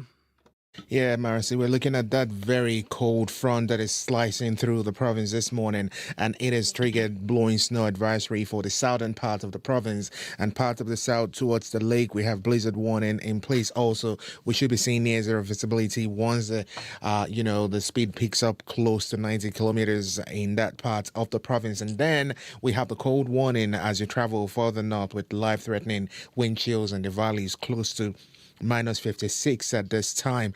For Winnipeg and the surrounding communities, we're looking at temperatures hovering between 0 and 2 degrees at this time. Cloudy outside. Conditions will change quickly as blowing snow moves in with some gusty northwest winds, and temperatures will only fall to about minus 16 later this afternoon. But for your commute home, expect it to be a bit tricky during the rush hour with a biting afternoon wind chill around minus 28. So there's a risk of frostbite in play, and the mercury drops about minus 25 overnight. Up north, we're seeing temperatures close to minus 41 in some regions already, and the wind chill feels like minus 56. But Winnipeg right now, we are just mild at 0 and 2. It's just wild here. Okay, so looking ahead, Lakeshore School Division, because they say later decreasing visibility, back roads might be hard to pass. They are closed today. So Lakeshore School Division is the only school division we know of that is closed because of the possibility of blowing snow and dangerous driving conditions. And I also noticed that winds in Brandon have just picked up to 64 km. So it's out of the west. It's starting to blow. Corey Funk. Yes, and it is kind of that northwestern part of the province right now where the highways are the worst right now. We're talking around the Pas, Grand Rapids, Snow Lake, that kind of whole kind of circuit of highways there being reported is covered right now in Manitoba 511. So careful if you're hitting the highways in that area because of that blowing snow, poor visibility. Down south here, haven't heard of any major issues yet, but I would love to hear if you're on the highways, number one, anything like that. We'd love to get an update from folks in terms of what you're seeing out there. Did get a call about a stalled car in the median lane on southbound Main just before McDermott. Got a call just earlier on the commuter line, so look out for that. May still be an issue for folks, maybe slowing some things down. But if you do see anything else going on out there, you can give me a call on the CBC commuter line. That number, 204-788-3093.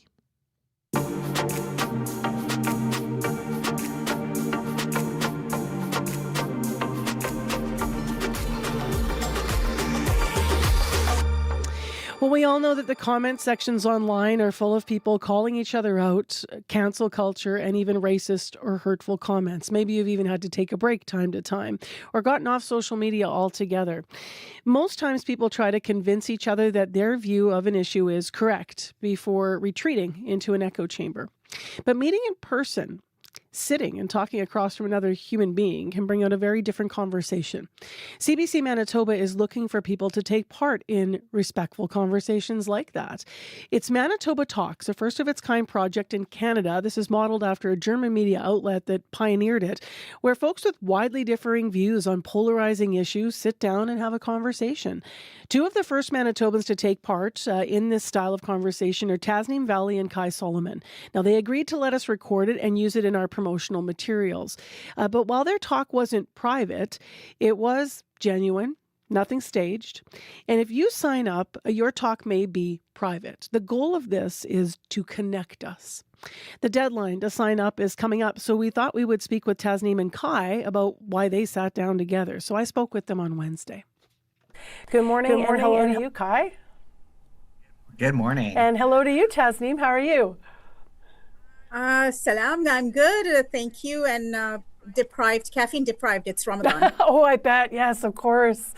So I'm sorry we're doing this close to lunch hour, even though I said good morning. Yeah. Why don't we start with you, Tasneem? I mean, you're a member of our Muslim community. Kai is a member of our trans community, and that's relevant to the conversation you had. When you were paired to talk about to each other, gender and sexuality was the topic, which you both have, as I mentioned, different views. So why did you want to do this, to sit down and to listen and to ask questions? So I'm going to give you a little backstory. I met Kai through the Community Advisory Board. I did not know Kai from before. And actually, when we met in person, the first meeting we had about 2 years ago was in person at the CBC studios. And when we met, I happened to have a seat beside Kai, and we were just talking without any segue into who he is or what member of the community. I'm very visible, but right. And then through the years, I got to know Kai, and I was really curious. Like, CBC provided me a space where I could actually ask the questions that I wanted to ask. As a member of the faith community, we hardly get that opportunity. And then my faith teaches me two things. One is to listen and to understand the other person's point of view. Doesn't mean I have to accept it. And then the other thing is, I think as a community, we have forgotten how to agree to disagree. And that's so important because, like you mentioned before, online, it's very easy to attack somebody. You don't know them. But in person, you might meet them on the street. And with Winnipeg, it's like, we know everybody, somebody who knows the person you know. So then you're accountable. So we have forgotten that. And I think this provides that opportunity. Kai, for you, why did you want to do this? And that first sort of exchange with Tasneem, even through CAB, do you remember what that felt like when you were first sort of, talking about things that maybe you hadn't talked about in that way before, taking questions from her? Yeah. Talking with Tasneem is very easy. It's very simple. I come from the background where if I don't educate, then you will never know, kind of thing. And I feel like even talking with Tasneem the first time, it just came naturally. I really respect her. So. Now, this conversation, Kai, that we taped for CBC for Manitoba Talks about gender and sexuality, I mean, you get it. There's some really, for lack of a better term, there's some very forward questions. There's this section where Tasneem is seeking to understand and respectfully asking you about choices that she says you've made, and you talk about, for you, it's not a choice around gender, and there's these moments of understanding. I wonder for you, were there moments of what moments stood out for you where you felt it was important to, as you say, educate, I think you said, was one of the things that you think is important. So what stood out for you where you're like, oh, hang on a minute, I have to clarify something or explain something to you? I think that's the perfect example because, I think there's a lot of ideas that being trans is a choice. And I think the way that Tasneem phrased it, I know she didn't mean it like this is something that I choose, but this is just, and it's just the way that she framed it. But that's definitely something that I have come across, is that people are saying, will you choose to be this way? And it's like, well, no, I don't choose all of the transphobia and hate comments that I will receive online, in person. Those aren't things that I would ever, want to live with. So this isn't a choice. This is just who I am. So yeah, I think that's definitely the big conversation that stood out to me, was that one. Tasneem, did you have any hesitation going into this, or were there any moments of, I don't know if discomfort's the right word for you, when you were sitting down with Kai to ask what you wanted to know? No, actually not. Just because Kai and I have this understanding that if I'm asking something, or if he's asking something or responding, it is for me to educate or understand. And it's not because I'm being facetious or I'm being derogatory in any way. It's truly for me to understand. And like he said, the choice of words. If I had known better, maybe I would have rephrased it better, right? And then for him to understand that is so important. So no, I did not have any hesitation. Can I ask why that's so important? Like, if you know what I mean, if you have a moment of hindsight where you're like, okay, I maybe would have chosen a different word there. Why is that important that someone gives you that space? It's very important because unless you make the other person feel a person, respected, that, okay, they have a point of view and I have a point of view, and I'm not asking you to change your point of view, because that was the other thing, where this misconception about everybody wants us to accept or change our point of view, but that was not it. It's just recognize me as a person. And that was something very important for me to understand. So Kai, it was interesting because I was thinking that maybe, you giving that space and not saying, the way you phrase that has offended me, I'm going to back away. But in fact, you may have felt a certain thing in that moment. Was that a choice for you, I guess, for the greater good of having an open conversation? Because sometimes that's where people start to shut each other down, if I'm making sense, Yeah, no, I completely agree. And I think that's one of the things that makes me a really easy person to talk to, is because I don't take things personally when it comes to like gender and sexuality and stuff, because I know people don't know as much as I do about my life and what I have gone through as a trans person. So I can't just kind of shut down a conversation that could be good by just being like, no, you just said something that is wrong. So I've had conversations with people that ask me about chromosomes, and I'm like, have you had a chromosome test? And they're like, no. And I'm like, so why are we talking about this? Because this isn't something we can talk about. So like conversations like those, like I try and approach them very gently, but also being like, hey, like the wording's wrong. Because in order to open up conversations and have something that is respectful and honest, you have to be willing to kind of like put your pride aside and kind of just like have the conversation. Basically, I'm like, if two people who are so opposed because of their beliefs can talk and have a conversation and understand each other, maybe not accept and walk away with, okay, we agree to disagree, but understand and be respectful. That is all we need in Canada. So my son was there for the recording because he brought me. So it was interesting. I think people are just averse to not having the conversations because they don't know who to have the conversation with, as opposed to just learning, right? Like you can read all you can, but until you actually talk to somebody with lived experience, it's hard. So that is Tasneem Valley, member of our Muslim community, and Kai Solomon, member of the trans community in Manitoba. Kai and Tasneem are both also on CBC Manitoba's Community Advisory Board. They were talking about their Manitoba Talks style conversation that they allowed us to record. We're continuing to recruit for our first ever Manitoba Talk sessions coming up. Remember that these can be private, so you're not signing up necessarily to be on the radio having this conversation. That's not the purpose. It's about connection. If you want to read more about it, you can go to cbc.ca/MB Talks. March 8th is the deadline to sign up. And there's a short survey that gets you involved in terms of sharing your views. You might see some of those links come up in our journalistic stories online as well. Well, I want to mention something briefly before sports here, and it is International Polar Bear Day. And in Manitoba, we know all about that. That bear is one of Manitoba's provincial mammals. We're asking if you have a story about a polar bear. 788-3205, 788-3205. Scott Regier, do you have a story about a polar bear? Oh, I'm just wondering, you say International Polar Bear Day. That's all well and good. How many countries actually have polar bears? I don't know, actually. I'd have to Not Google many. that. I can't imagine. You ever I know, seen I was one just busy trying to Google that as you were talking. You ever seen one in the wild? I have not. I've seen tree planting in BC and the Yukon. I've seen several grizzlies and black bears, but never a polar bear. My sister was a wildlife biologist, though, based up in the area around Inuvik and Tuktoyaktuk, and she had a up-close and personal experience with a polar bear along with her boyfriend out in the tent, and it poked its nose right in there. Wow. A scary situation, but I would have they cried. were equipped. Yeah, I was in Churchill, and then I was walking through town, and the alarms go off when they come into town, so it's common, and everybody from Churchill just kind of they just know what to do. They're all chill, right? And I'm like, what's going on?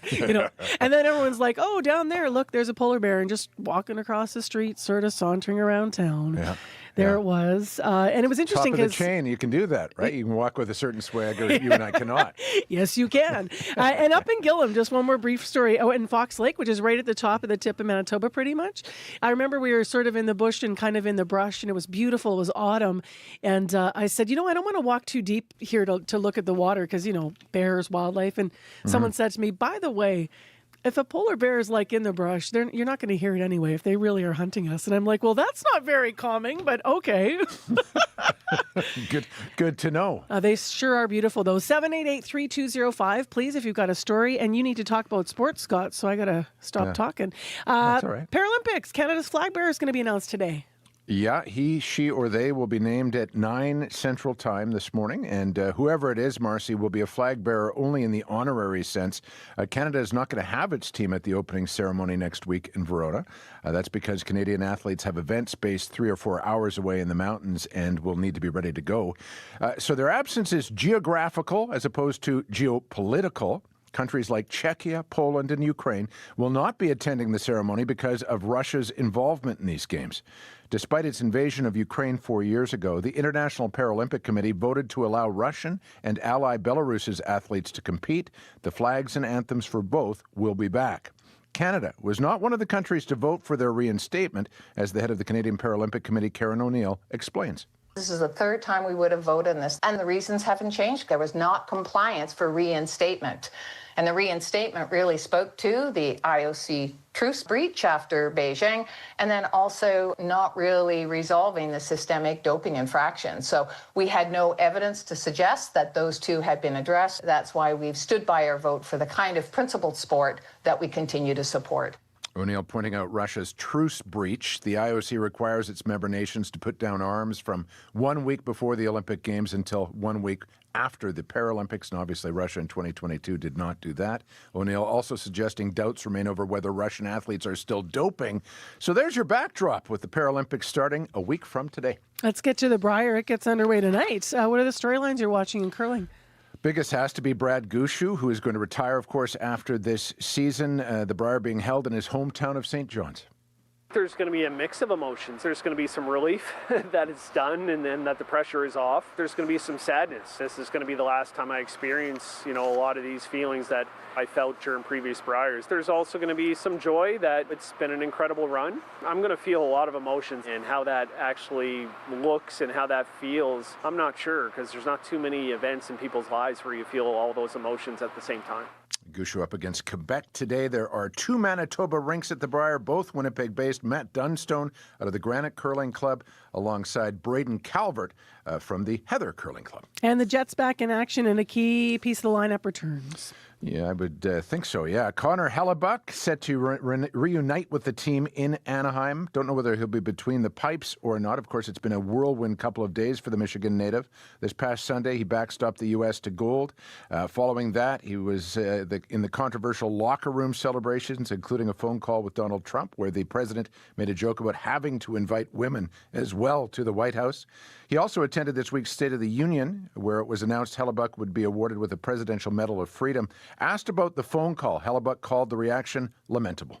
It's very unfortunate, the criticism that we're taking, because that was not the way we intended it. We used the women's gold medal game as motivation for us to win gold. We were very close with them, and we all celebrated together, and that was a moment that I will never forget. If I could go back and change the things that inspired, I would. But at the end of the day, I am so proud of them, and they know that.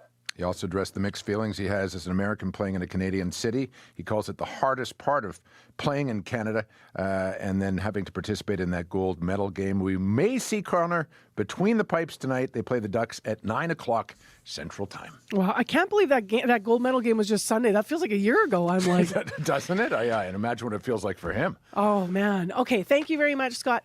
You betcha. That's Scott Regier with sports. Your CBC Manitoba News is next. This is CBC News. Good morning. I'm Megan Ketchison in Winnipeg. At 7:30, we have mostly cloudy skies. It is 2 at the Forks, but that temperature will drop to minus 16 this afternoon, blowing snow and windy, and we do have a yellow level blowing snow advisory. Manitoba is recruiting workers for the upcoming wildfire season.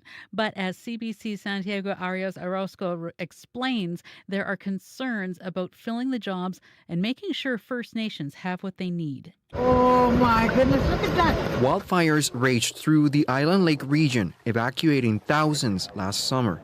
The Grand Chief, Alex McDougall, worries it could happen again. We don't want to see this continuing. Manitoba wants to hire at least the same number of wildfire crews as 2025. But McDougall says isolated communities need to have their own people trained. I don't think we'd be seeing evacuations at the level that we have recently.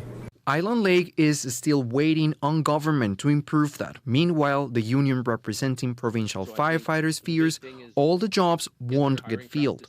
President Kyle Ross says other provinces pay better. If we don't have enough people, it makes the job a lot more unsafe, makes it a lot harder to be successful. The province posted at least 8 positions in the department this month. Hiring is to come in the weeks ahead. Santiago Arias Orozco, CBC News, Winnipeg.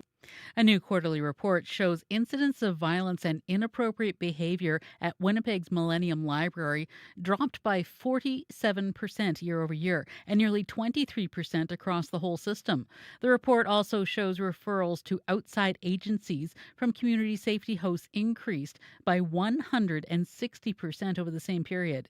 Daniel Wasek helps oversee the community safety host program. He says fewer incidents are encouraging, but he cautions against drawing simple conclusions. Since the implementation of a lot of measures, changes in resources in the area, it is an indicator that things are starting to really mesh together in a good way. Attendance at the downtown branch fell by nearly 23% in the last quarter compared to the year prior and was down 2.5% across all libraries. The wait lingers for hundreds of residents forced from their homes in Pimachikamak Cree Nation. A hydro outage 2 months ago in the Northern First Nation led to burst pipes and severe flooding. Grand Elder Raymond Robinson stayed in the community and is trying to keep people updated on repairs. He says it's hard to see the impact on people when he visits evacuees in Winnipeg. Their frustration is so high. They like to come home. How long it's going to take for the houses to be repaired? And I can't give them answers. I just try to give them hope. Pimachikamak's chief is calling on Manitoba Hydro, the province, and federal government for more support. Hydro says it's supplying heaters and a crew and vehicles, while the province says the emergency management organization has been supporting the First Nation. In international news, Prime Minister Mark Carney has arrived in India, the first stop on his 10-day visit to the Indo-Pacific. Both sides are looking to mend fences and strike economic deals that will benefit both nations. The CBC's JP Tasker is traveling with the Prime Minister. Prime Minister Mark Carney has touched down in Mumbai, India's business capital, and a place where Canada is looking to make some deals. That's the focus for this portion of the trip, courting Indian firms that could invest in Canada. A senior government official tells CBC News there's a possibility of reaching a major uranium supply agreement, with India buying huge quantities of that nuclear fuel source from Canada. Carney is looking to revive bilateral relations, which went off the rails in the last government, amid allegations Indian agents murdered a Canadian in BC. Some Sikh activists at home say a visit like this is inappropriate, given that alleged interference. But officials say Canada can't walk away from such a lucrative market of some 1.4 billion people. JP Tasker, CBC News, Mumbai.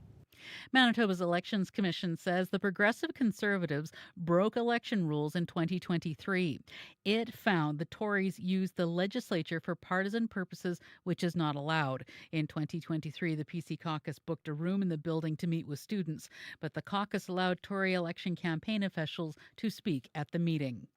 And Bonnie Patel Pool has been renamed after MP Dan Vandel. City Council voted on the motion yesterday. Mayor Gillingham expressed his gratitude for Dan Vandel's years of service. I've always appreciated the interaction that I had with Dan when he was especially a federal minister and appreciated his insights, his commitment to Winnipeg, and just his style and approach of politics is something that I've always really admired.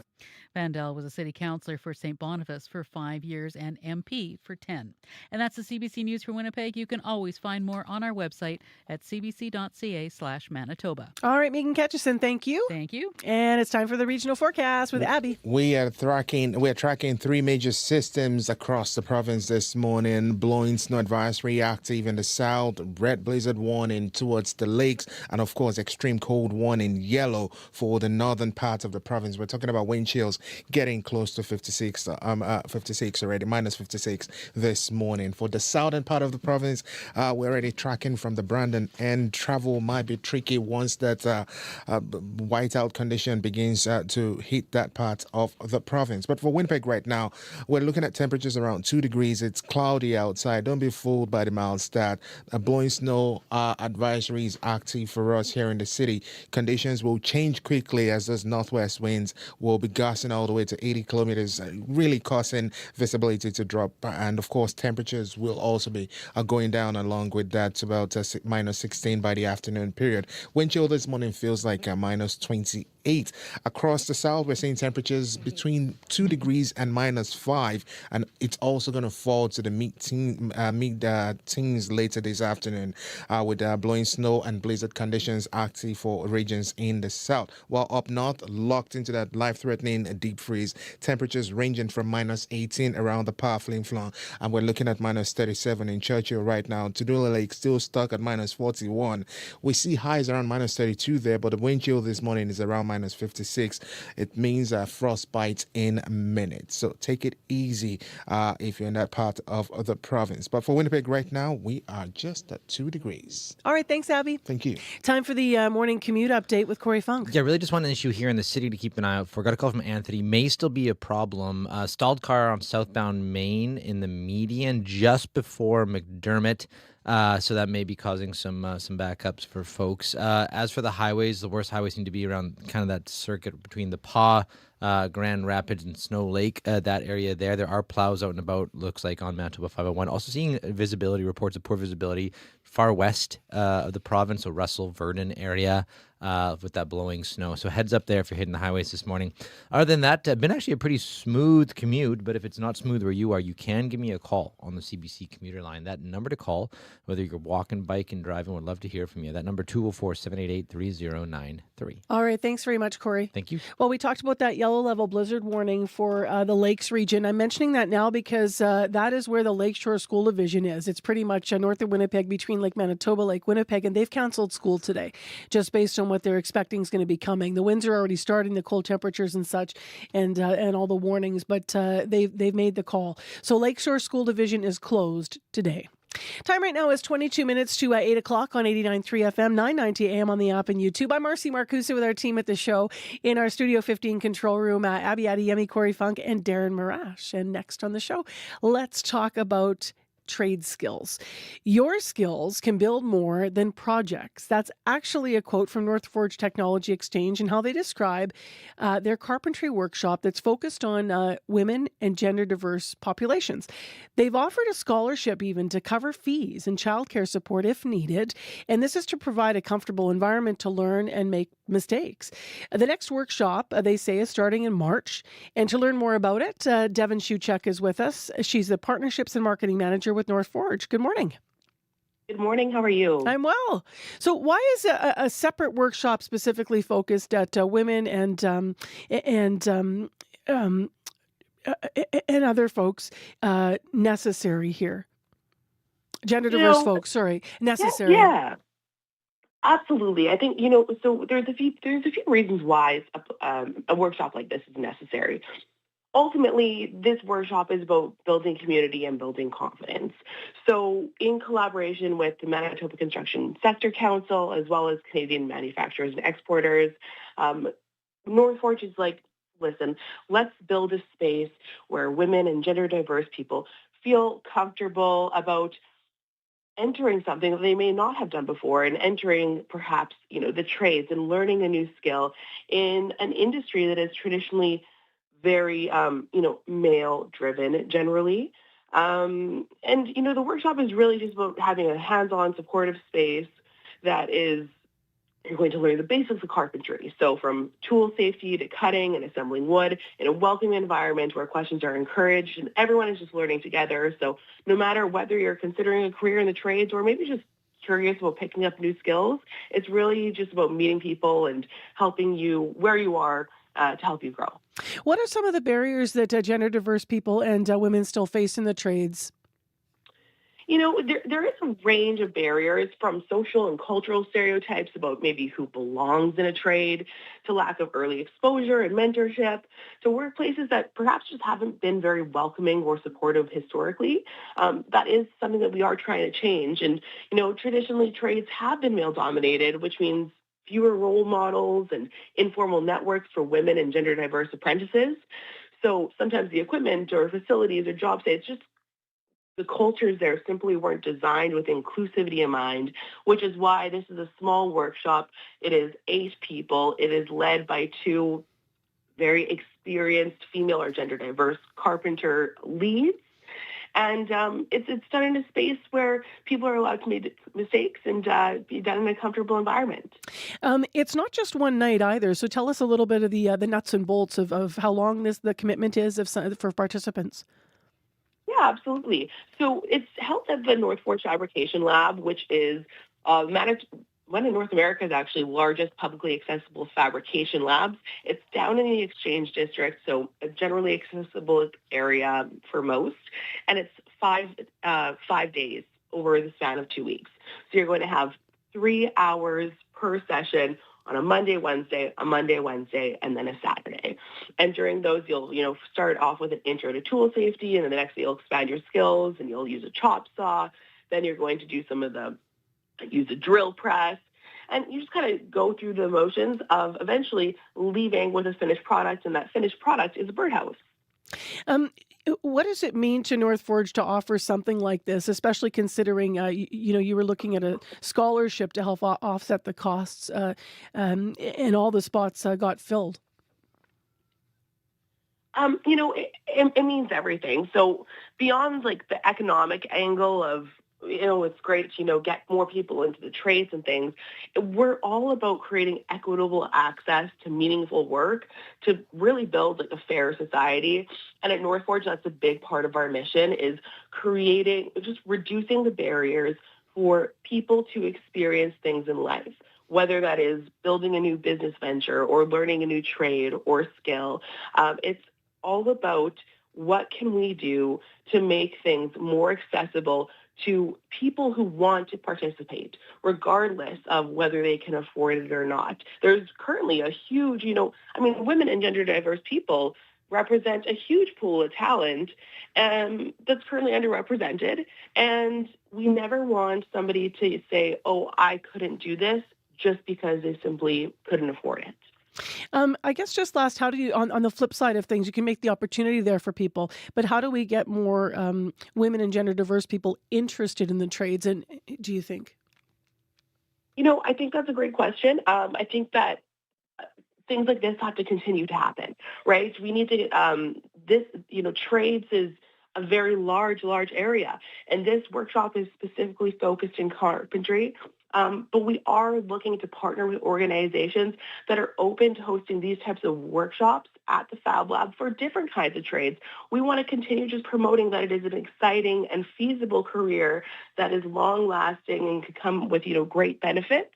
And it's just all about promotion within our organization, with getting other partners on board who would like to come on and say, hey, this is a great career pathway, and just showing people that, this is a path that you can pursue, or even a hobby that you can learn and pick up. And it'll be helpful regardless of, which path you decide to go down. Devin, thank you very much for your time this morning, and enjoy the workshop that's upcoming that we've been talking about. Appreciate it. Thank you so much. Have a great day. You too. That's Devin Shuchuk, the Partnerships and Marketing Manager with North Forge Technology Exchange. Hi, I'm Saroja Coelho, host of the Saturday afternoon call-in show, Just Asking. And I'm Ian Hannamansing, host of the Sunday afternoon call-in show, Cross Country Checkup. Whether it's world events or what's happening in your backyard. Every weekend, we connect Canada live. That's Just Asking with Saroja Coelho, Saturday afternoons at 4 Eastern. And Cross Country Checkup with Ian Henemansing, Sunday afternoons at 4 Eastern on CBC Radio 1. 7:45 a.m. is the time right now. It is International Polar Bear Day. And the polar bear, it was officially, you likely may know this, designated as Manitoba's provincial mammal, one of two. It's also the plains bison, but one of our provincial mammals, emblem, was made official on March 16th, 2022, so just 4 years ago. We thought we'd take a shot at asking you if you had a story about a polar bear. We weren't sure how this was going to go, but a lot of you are writing to us and you're calling as well. My name's Kurt Weber. I have a quick story about polar bears. It's not myself personally, but it's an acquaintance of mine who worked on the CNR Railway way up north. It was around the kitchen car back in the days of the gangs, and there was a snowstorm. He had to walk from the kitchen car to apparently some kind of garbage bin, and he absolutely tripped on a polar bear that was curled up and covered in snow. I literally tripped on it. He told me he had never moved so fast in his entire life. That's it. Thank you. Bye. Hello, it's Al Simmons calling, and I wrote... I growl. I bellow, chuff, and purr. Bellow. I'm a hulking heap of hunger dressed in snow white fur. Polar bear, she's a polar bear. I wrote them when I was up in Churchill and observing the polar bears. Okay, hope you're well. Happy Polar Bear Day. Do we scare you there? Maybe that was the point. Al Simmons called in to remind us about this tune, his Polar Bear song. Polar Bear, Polar Bear. You're also writing to us actually on this International Polar Bear song. Sorry, Day. I'm going to read a comment here that came in. Now, this one actually gets a little bit serious, so I'm just warning you here. So maybe we'll listen to a bit more of Al, we'll fade it out, and then we'll read the comment. Put me on a toonie too and a license plate. You can humanize us. Don't forget, we are dangerous. We're hard to ignore. A pretty, powerful polar predator. I'm a bear, I'm a bear, I'm a polar bear. Write a song about me, see if I care. I'm not cute, cuddly, soft, or adorable. Let's talk about my manners. Deplorable. I roar. I growl. I bellow, chuff, and purr. Bellow, chuff. I'm a hulking heap of hunger dressed in snow white fur. Polar bear, she's a polar bear. I'm a hulking heap of hunger dressed in snow white fur.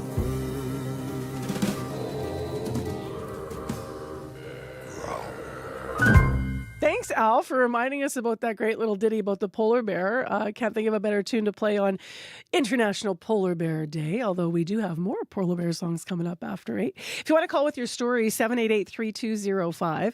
Let's read this one now that I didn't think the tone of it was quite right to read over the tune, but I'll get to it here. Judy Herskovich wrote into us, and she said, many years ago, my husband, Mel Orecklin, was working in Fort Severn. Now, hunters there had killed a polar bear, and that bear had 2 cubs. And rather than have the baby starve to death or be eaten by other animals, they made a decision, and they actually did kill a cub. But before they killed the other one, my husband grabbed it, called me here in Winnipeg, got advice about what to do to save it. I told him to wrap it in a baby blanket, put it in a quote-unquote jail cell, in a jail cell, to keep it safe from dogs and others. Now, the next morning, it was taken to the Toronto Zoo by a police officer. It became famous with Toronto school children. They named it Inukshuk. That fellow went on to have children, cubs, grandchildren, children, and a couple of them lived here in the Winnipeg Zoo. Inukshuk died last year at the Cochrane Polar Bear Habitat, aged 22, which is a good year for polar bears. So, Judy, thanks for that incredible story. I was just sort of looking up some of the details here online with some quick Googling, and Inukshuk, just to confirm, did live at the Cochrane Polar Bear Habitat, actually died in 2024 at the age of 22, so just a couple years ago because the calendar's flipped, and actually was the father of Hudson. People here might know Hudson. Hudson was a notable bear at the Assiniboine Park Zoo in Winnipeg. So if you've got a polar bear story, 788-3205. Next on the show, it is 10 to 8 right now, and we want to follow something we talked about yesterday. A Winnipeg man named Thomas Reid wants a procedure deemed as experimental to come to our province. Thomas Reid was diagnosed with prostate cancer, felt his treatment options were limited in Manitoba. Then he discovered Nano Knife in Ontario. Here's what he had to say. Economically, I think it would be a great choice too, because the Nano Knife machine is like, it's like $375,000 as compared to the $5 million robots we're buying and all that stuff. That is rather economical, as well as there's a lot of people in my place, in my condition with that type of prostate cancer, that would benefit from this procedure. So part of what Thomas was concerned about with procedures that are offered in Manitoba was not their safety. He says he appreciates the healthcare system, but possible side effects like erectile dysfunction or things like loss of bladder control. Nano Knife is more specifically targeted to the cancer, so it has fewer of those possible issues after the surgeries. Now, as he said, though, it's not offered here yet. So we have Dr. Andrew Loblaw with us over Zoom. He's a radiation oncologist at Sunnybrook Health Sciences Centre in Ontario. He does research about improving outcomes for men with prostate cancer in the healthcare system. Thank you for joining us. Good morning. How are you? I'm well. How are you? I'm good. Good. So nice to see. I was just to say, nice to see spring around the corner because it's been a long winter. Oh, well, you're not. I don't know what's been like in Winnipeg, but here it's been really. Yeah. cold. Well, we've got minus 41 up north, so I'm just going to move on from that. Oh, it's balmy. We're minus one here. So I want to spend our time talking about this Nano Knife procedure. So as you know, this is experimental. Our government here says it's an emerging treatment. How long has it actually been around? So we've been looking into this. We're actually starting a clinic ourselves using Nano Knife and a rapid diagnosis micro ultrasound. It was supposed to start this week, so your timing was actually very fortuitous. It's been around since 2000. So I took a course and learned all about this. And my background is a radiation oncologist. So radiation oncology, we deliver curative treatments for prostate cancer, both from outside the body, but also internal treatment. The internal treatment is called brachytherapy. So for 24 years, I was doing brachytherapy. And it's interesting, Nano Knife is basically brachytherapy, but using electricity to kill the tumor instead of radiation. So how long has it been around? 2008 was the first Nano Knife case. It's really been offered in Canada, I believe, for about 5 or 6 years now. And the results we can talk about. So I think the big advantage and the big draw, like Tom has said, is that a lot of curative treatments for prostate cancer carry with it side effects that would affect men for the rest of their life and in important parts of their life, in sexual domains and in using incontinence pads and things like that. If a man has an alternative treatment that can cure the cancer or at least put it at bay and maybe think about it later, and that's really what Nano Knife's all about, is it's taking part of the prostate, the area where you're concerned the most about, where things could actually become more dangerous and spread elsewhere in the body, and basically taking care of that and then watching the rest of the prostate. So the analogy I use sometimes with people is, imagine you got a leak in your roof. So surgery or radiation's basically re-roofing the whole house. Nano Knife's like just taking care of and patching that one hole. So it's interesting because I was reading about where this is offered elsewhere other than Manitoba, but I was also reading this morning about in 2025, Nano Knife in some urology publications, medical publications, was called like one of the most exciting and important discoveries. The FDA down south has now granted some clearance to Nano Knife to be used. So what's your view on this being safe, and how far do you think it is before maybe all provinces consider this not an emerging, or in some cases it's been called still an experimental treatment? Yeah, so there's always an arc and evolution in terms of science. There's always the idea, the light bulb moment. The first stage is, can you do it without harming from a technical point of view? The second stage is always like, are patients well tolerated in terms of the treatment? The third stage is where we're at now with Nano Knife, which is how does it compare to the stuff that's considered standard options or alternative options? So I think we can safely say that it's safe. We know it's effective. It has control rates very similar or better than surgery, but carries with it that better quality of life that men are looking for and value. I think we would like to do, and this is part of my interest in starting this clinic, is we would like to figure out how academically we can move this technology forward, what position it is best positioned for patients. Not everyone can have it if you have bad disease, like very aggressive disease. It seemed very clear that Nano Knife is not your best fit. And then there's patients where you have very favorable disease, but maybe there's one nodule you're concerned about, and that's really where things seem to be the best applied. And that's about 30% of the patients diagnosed. If we're thinking about 26,000 men across Canada diagnosed every year, that's about 5,000 to 7,000 men that might be candidates for this procedure. My hope is in a couple of years, the government will look at the evidence, compare it to surgery, compare it to radiation, and say, you know what, we're going to pay for this procedure. Like Thomas said, the machine itself is actually not that expensive. How expensive is it? It's about $370,000, like he said. Okay. The patient has to pay $23,000 for the procedure because you have to build the operating room. You've got to get the anesthetist. You've got to go through all of the regulatory hurdles and stuff like that. So it's not just the machine itself that is part of that whole offering. It's all the other pieces, and those pieces aren't covered by the government, at least at this stage. Maybe in the future they will. Just last, how does recovery differ for this treatment compared to others? Yeah, so I think its biggest comparator is surgery. So surgery is an inpatient procedure. You have to stay in for a couple of hours. You're under anesthetic for 2 to 3 hours. You go home with a catheter for about 2 weeks, and then you really can't lift anything heavy for up to 6 weeks after surgery. Nano Knife, what's different is it's a one-time outpatient procedure. You're under anesthetic. You go home the same day. So you sleep in your bed, you eat your wife's food. And you do have a catheter for about a week, sometimes up to 2 weeks. So there is that same issue. But really you can get back to your normal, if you have a job, you can go back to your work. There's no restrictions in terms of lifting and stuff like that. So the recovery is a lot faster.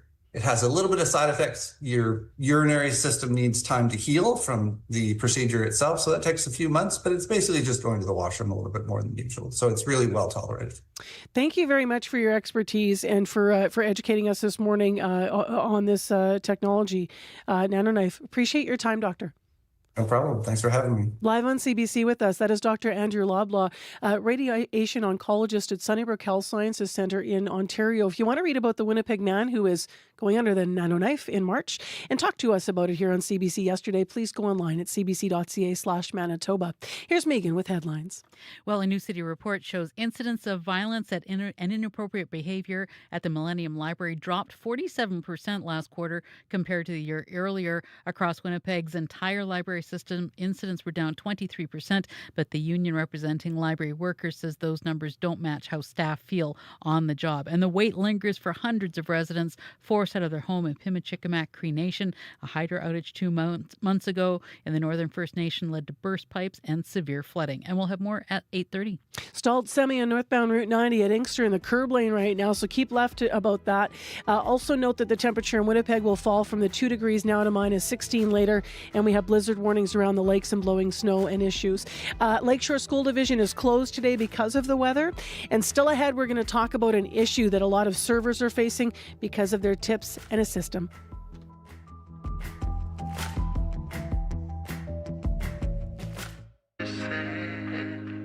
I'm Garvey Bailey, in for Tom Power. After deep personal loss, Damon Albarn and Jamie Hewlett from the band Gorillaz traveled to India to process their grief and came home inspired. Their new album, The Mountain, is shaped by that journey. They'll be here to talk about it and reflect on 25 years as a band.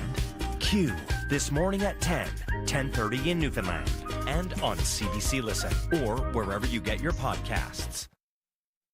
The CBC News is next. Coming up in half an hour, it's The Current. I'm Rebecca Zanbergen. We all dream, but most of us don't spend a lot of time pondering those nighttime thoughts. Why one author wants to change that, to understand our minds better and for the good of our mental health. Coming up on The Current. This is World Report. Good morning, I'm John Northcott. Prime Minister Mark Carney is in Mumbai today for his first official visit to India. He's hoping the trip marks a total reset in the relationship as he prepares for high-level talks with Narendra Modi to move past years of diplomatic tension. As our South Asia correspondent Salima Shivji reports, in India, the Prime Minister's arrival is being treated as a major turning point. A chance to turn a diplomatic talk into strategic renewal. India's television channels on a highly anticipated visit as Canada's Prime Minister lands in Mumbai. Canada's already struck a warm tone. The Canadian government has officially stated that India is no longer linked to any violent crimes in Canada. The top headline, a Canadian government official telling reporters that Ottawa is now confident that India's role in violence and extortion against 6 separatist activists in Canada has not continued. A full 180 from previous allegations, even if Canada's foreign minister won't confirm Ottawa's view has changed. But for both Indian and Canadian officials, this trip is about business. Canada wants to sell its uranium, critical minerals, and energy resources. India will gladly take it all. The important context to this visit is Trumpian policy. A new unstable economic reality, says Vivek Mishra, who's with Delhi-based think tank the Observer Research Foundation. He says other G7 countries have recently signed preferential trade agreements with India, but Canada lags behind. And this visit is a path to changing that. Diversification is a strategy that binds to two countries, but I think the underscoring of energy component in India-Canada relationship could really be that agnostic element which can tide over the political differences. India's foreign ministry is welcoming the visit, calling it an important juncture to normalize ties. The focus for officials here, positive momentum. Salima Shivji, CBC News, Mumbai.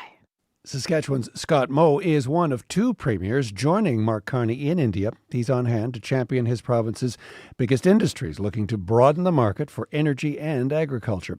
He's hoping to secure a deal to curb tariffs on Saskatchewan yellow peas.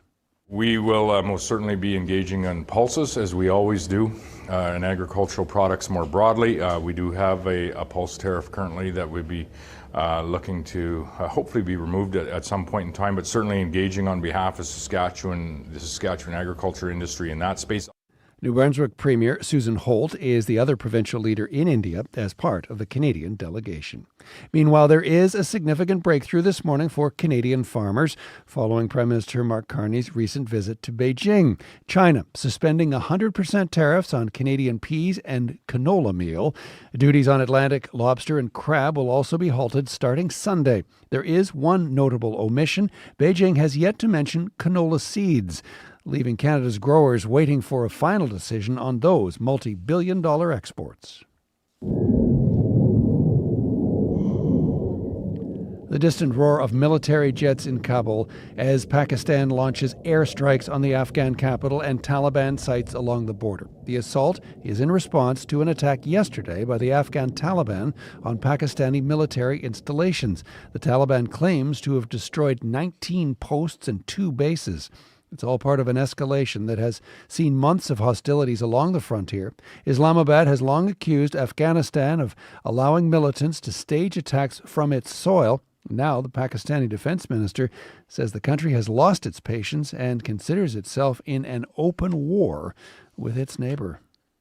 More evidence today that the Canadian economy is struggling. Statistics Canada just released its December report on gross domestic product, and it shows the economy actually shrank in the fourth quarter.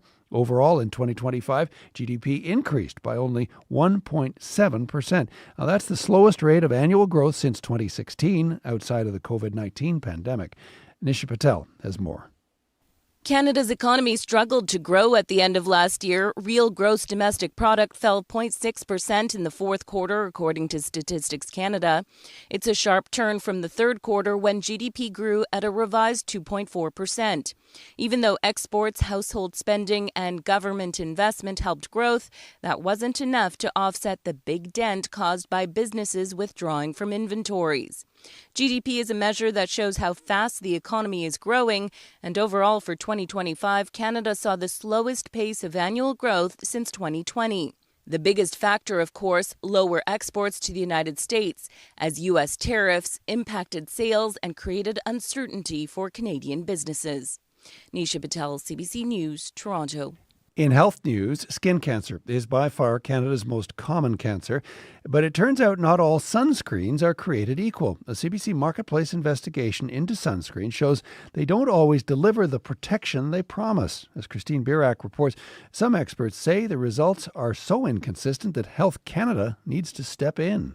You'll never get the protection on the bottle. Professor Brian Diffie spent decades studying sun protection at Newcastle University in England. The SPF is really a crude indication of how well a product protects you. To test that, we sent sunscreen labeled SPF 50 to 5 labs and got back 5 different numbers. One said it was 50, another went higher, but 3 labs were lower, including SPF 15. I think you got a lot of interesting results. Mike Trout runs a lab in New Jersey. He says SPF testing is variable. I'm going to touch your back for a second. It involves human volunteers and mildly burning a small patch of their skin with UV light to calculate SPF. If you're a company and you've tested at 5 labs, the only safe thing to do would be to pick the lowest number. But companies are only required to test a product once at 1 lab on 10 people. And unless requested, results don't need to be sent to Health Canada. In 2022, the owner of AMA, an American testing lab, went to prison. The company had been fabricating SPF data for 30 years, yet no products were recalled in Canada. Brian Ecclefield worked at AMA. There could very well still be products out there that were tested and are working off legacy reports and data. Sunscreen that underperforms can still provide protection, but there are calls for Health Canada to require companies to do more than 1 SPF lab test and publish their data. Experts say it would raise transparency and trust. Christine Bierak, CBC News, Toronto. A grueling 5-day snowmobile race through the Labrador wilderness is scheduled to come to an end today. After more than 3,000 kilometers of ice and tundra, Cane's Quest will crown its next champion this morning.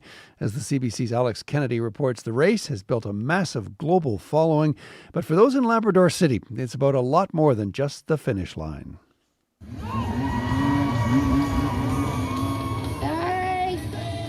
18 teams started this 3,400-kilometer race from Labrador City on Sunday. That's the distance from Edmonton to Fredericton, New Brunswick. There's no set route, but racers have to hit a series of checkpoints. More than half of the starting teams won't cross the finish line. Cane's Quest chairperson Todd Kent says the race has been everything he could hope for. He helped start this race in 2006, when it was an idea on his computer. We want to showcase the people. We want to showcase the cultures of Labrador, and it's really done that and it's brought the people of Labrador together. Fans from around the world have been tuning into live streams of racers ripping around the Labrador wilderness. The first day of live streams reached 1.3 million people on Facebook. Fans close to home and those with skin in the game are watching anxiously. Meanie Conley is watching her son Ryan as part of Team 7. She hasn't been sleeping much, but says it's great to see Ryan live out a dream. He would put his 2 hands up against at the window of the truck and say, oh mom, they're getting ready to go. He always wanted to go. He had such a love for it. Racers have faced what is advertised as the world's toughest snowmobile race, and Labradorians will be ready to welcome the winners home on Friday morning. Alex Kennedy, CBC News, Labrador City. And finally,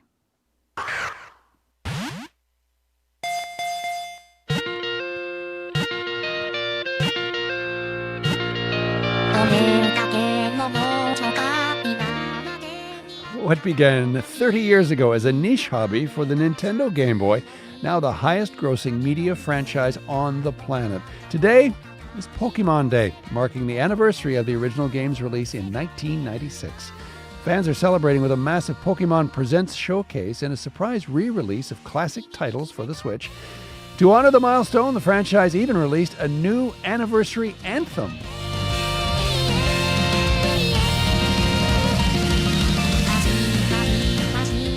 From a Super Bowl spot featuring Jigglypuff to the global craze for Pokemon Go, those original 151 monsters have become a permanent fixture of global culture. It turns out that 30 years later, the world is still trying to catch them all.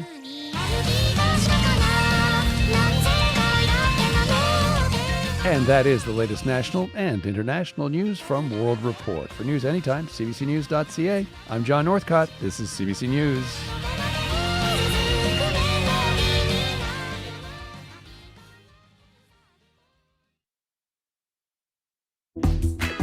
That's quite a wake-up alarm, right? All those little voices. Thanks for joining us this morning, everyone. I'm RC Marcusa. You're with Information Radio, live downtown from our CBC studios on 89.3 FM. This half hour on the show, where did my money go? That's a question some Manitoba servers are asking after a tech company that distributes tips was to buy the Bank of Canada to cease operations. Technology is not working in our favor, causing a little bit of chaos within the industry. We're going to hear more about the chaos and what happened with this tech. So stay tuned. That's coming up. In addition, this half hour on the show, it's International Polar Bear Day. And we just took a chance that because in Manitoba, it's one of our two, official mammals, that you might have some stories. And you sure do. So we're going to play some calls, and then we're going to talk to a zookeeper who knows firsthand what it's like to have a relationship with a polar bear. First, though, Megan Ketchison with your Manitoba News headlines. Well, Manitoba is recruiting workers for the upcoming wildfire season, and the union representing wildfire fighters worries the pay for them won't be enough to compete with other jurisdictions. And a group of Northern First Nations are concerned they're being left out of that hiring. And Manitoba's election commissioner says the Progressive Conservatives broke election rules in 2023. It found the Tories used the legislature for partisan purposes, which is not allowed. And I'll have details coming up at 8:30. All right. Thanks very much, Megan. Thank you. Now it's time to find out what's going on in the forecast. Now, it's one of those days where you're going to walk out in Winnipeg and go, oh, feels like spring. Be wary because there's a lot going on, Abby. Don't let that deceive you. We have like a trio this morning of intense weather system. We have yellow warnings to cover the north with life-threatening wind chills. We're talking about wind chill values between minus 45 and minus 56 this morning. Then we have yellow advisories for the south and yellow warnings for the lake. We're talking about gusty winds that it may develop into blizzard-like conditions for the interlake region, with those winds gusting all the way to 90 kilometers later in the day, which means this will bring near zero visibility and it will be impacting travel. So take it easy. But for Winnipeg right now, we are at 2 degrees. Temperatures will crash to minus 16 later. Look at me already getting used to the plus. I know. 2 degrees, minus 16 later. That's good, though. That makes me excited. It'll come. Today, though, wow. Some of those temps up north are crazy. Corey, we are getting some calls about some things in traffic. Yeah, northbound Route 90 got a call from a couple of folks, actually. Stalled semi in the right-hand lane, right at Inkster, just before Inkster. So it's northbound Route 90, stalled semi in the curb lane there. So not too backed up, says Virginia, but you might want to just keep left to get around that. Other than that, pretty quiet overall out there on the commute. But if you do see something else going on, you can give me a call on the CBC commuter line. That number 204-788-3093. Well, you've also been listening to the listener line as well. Yes. And Corey's been the one that's been picking up the calls. We asked you for International Polar Bear Day to tell us a story. And here's one of the stories we got. Hello, my name is Rael Carrier. I'm a professor at the University of Manitoba. I tell this story almost every year to my students. Me and my dad were on a canoe trip up in northern Manitoba on the Seal River, and one of the practices he taught me as Cree people, when we go into someone else's territory, we ask them for their practices. And we happened to be paddling on the Seal River. It's in Dene territory. We're on Dooley Lake. We saw some indigenous, some Dene people. We went up to them and we said, we're Cree, and we're coming into your territory, and what are your practices? And they said, there's a sacred rock at the end of the Seal River. We make an offering. And we actually had tobacco with us in preparation of maybe something like this knowledge exchange. And we said, perfect, we'll do that. And so we get going, we paddle down the river, and it ends up, we encounter a polar bear at this rock. And a moment happens for me where I was not quite sure what spirituality believes, but we ended up like the polar bear was very aggressive towards us, and it got to the point where we thought we were going to have to shoot it. And we're at this rock, and we decided, we made this offering, and then to walk away. But after we made this offering, the polar bear changed directions 180 degrees and just walked away, changing its mind almost from aggressive attack to peace after we follow this practice. And I use this as an example to tell my students, like, here's our practices, and what does this mean? Is spirituality even real? I know the students tell me that this story really means a lot to them. That is such a beautiful story. I'm so glad, Riel, that you took time to call our CBC listener line with it this morning. Riel Carrier sharing just an incredible moment. I can't imagine what an incredible moment that would have been for the animal to turn from what he described as some type of aggression to peace after the offerings made. If you have a story to share on this International Polar Bear Day, 788-3205.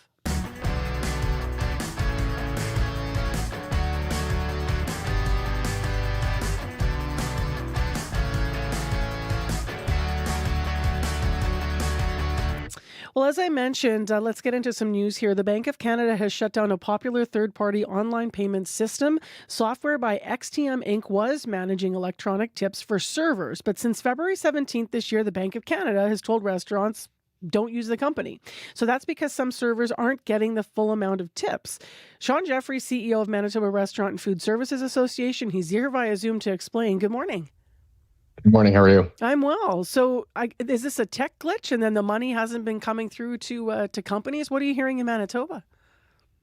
Yeah, it seems that their software hasn't been either managed or maintenance correctly on it, and we're seeing a lot of feedback from operators, not just here in the province, but from my counterparts across the country as well. That we're seeing a lot of funds that aren't being distributed. So, we don't claim to be tech people. So, we look to companies like this to be the tech people. We look at these people to be the professionals in that area, and it's very disappointing to hear that these kind of situations are coming up, and people who ultimately, live on these gratuities, especially in our industry, aren't getting their pay. So we're doing everything within our power here in Manitoba and working with our national counterparts to make sure that our industry is educated, to make sure that they're aware of the situation that's happening, and then ultimately providing alternate options for them to be able to continue to pay their staff in a timely manner while not utilizing software that obviously is not being operated or managed efficiently. So before I ask you what kind of software they might be using now, do we know yet where the money has gone, and will some of that money be recouped? No, and that's the sad part. And that's, I think, the bigger question when you're using technology is that from the start to the end, as a business operator in the restaurant industry, even outside in other industries, you need to know where your money is being held. You need to ask for, the necessary, data that you get when you sign up with these companies on where your money is held, because I think the biggest challenge that we're seeing in this situation specifically is that there is no real transparency on the funds distribution and where they're being held. And the companies that we work with are all very, very open and will show, where the funds are being held, and all the measures that they have in place to be able to make sure that they're held in a manner that's integral. So I think that that's the biggest drawback right now, is that there isn't a lot of answers. And unfortunately, this company's higher management, upper management is not working or providing any feedback. So it's very, very detrimental to the industry. So let me know now what your advice is to Manitoba businesses. Like what kind of software are they using now, and how much of a wrench has this thrown into how they're doing day-to-day operations in your view? It's massive. You go from using a software like this to having to go back to either manual, which is something that we did for decades and decades and decades before technology was involved.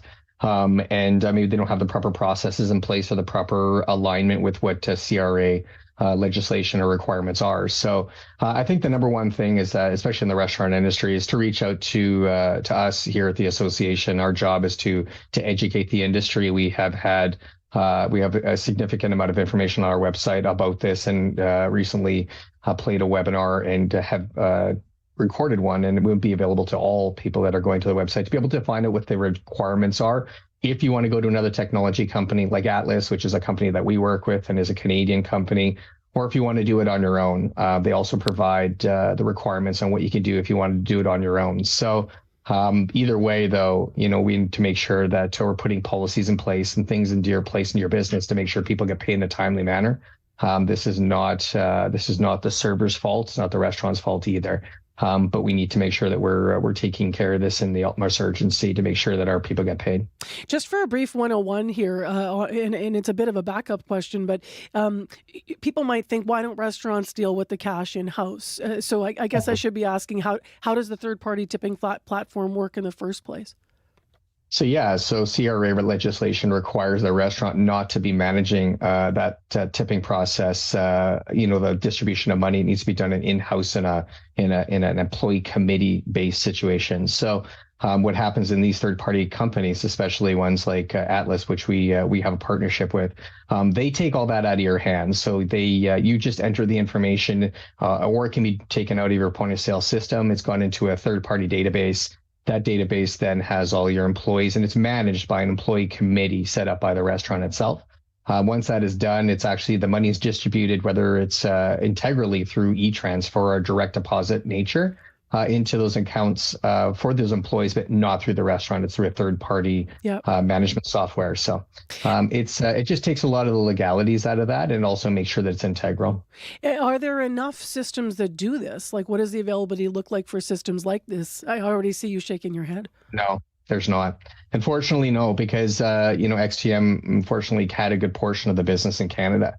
And when technology goes sideways, man, does it ever go sideways? So Atlas has definitely stepped up, is one of the bigger ones in Canada to be able to support us, and is reaching out not just with us, but other associations across the province and the country as well, to be able to work with them to try to move that in. But they've also provided an option to be able to provide what you need to do if you want to do it in-house to make sure that you're CRA compliant.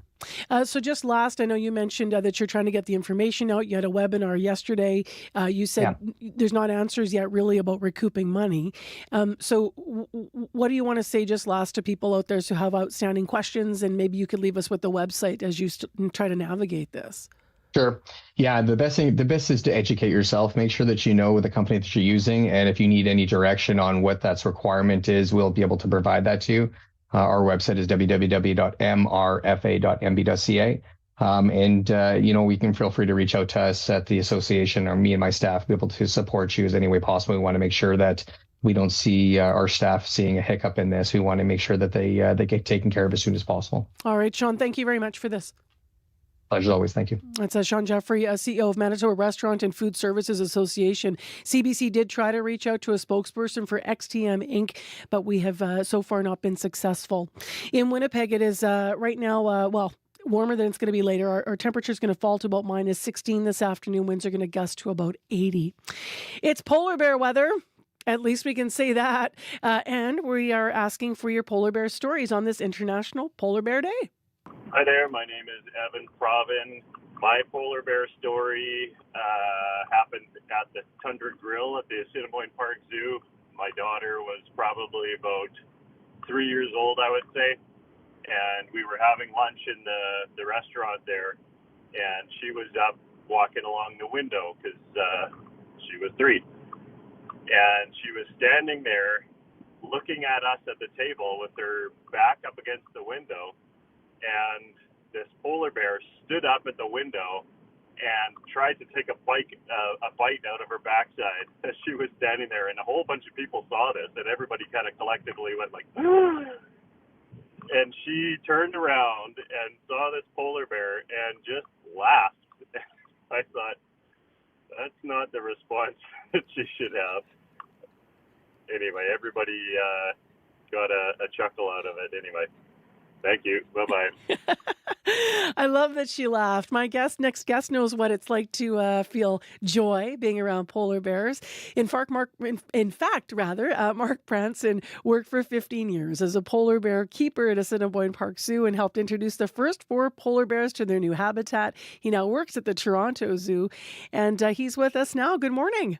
Hello, good morning. It's International Polar Bear Day. If you were to think about one bear and a relationship that you formed with one bear, who would you think of? My bear is Hudson. So I've worked with Hudson both at Assiniboine Park Zoo, and now I work alongside him at Toronto Zoo. Hudson. We have a picture actually we pulled up that we've managed to get on VMix while you're talking about him. People might remember, how long did he live here in Winnipeg, and how old is he now? So Hudson is just around 12 years old, and he lived in Winnipeg, I believe, for about 4 or 5 years before coming back over to Toronto Zoo. So he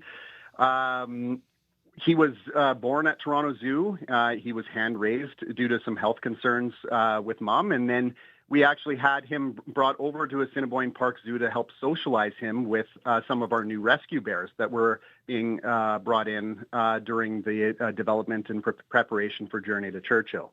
And Hudson was able to socialize. His sister and brother, actually Humphrey and Juno, were able to come over as well. And then they all went back to Toronto Zoo.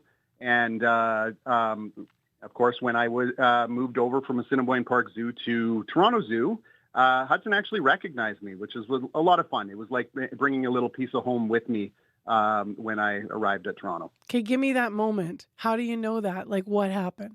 Well, he actually chuffs and gets a little foamy at the mouth, and it is actually every time I go see him. I'm the manager of one of the managers of wildlife care at Toronto Zoo, and I go and visit him, and it's actually some of the enrichment that he seems to enjoy is just me coming over with a cup of coffee and saying hi. Get out of here. That's amazing, Mark. So many of us are envious of that. That's so cool.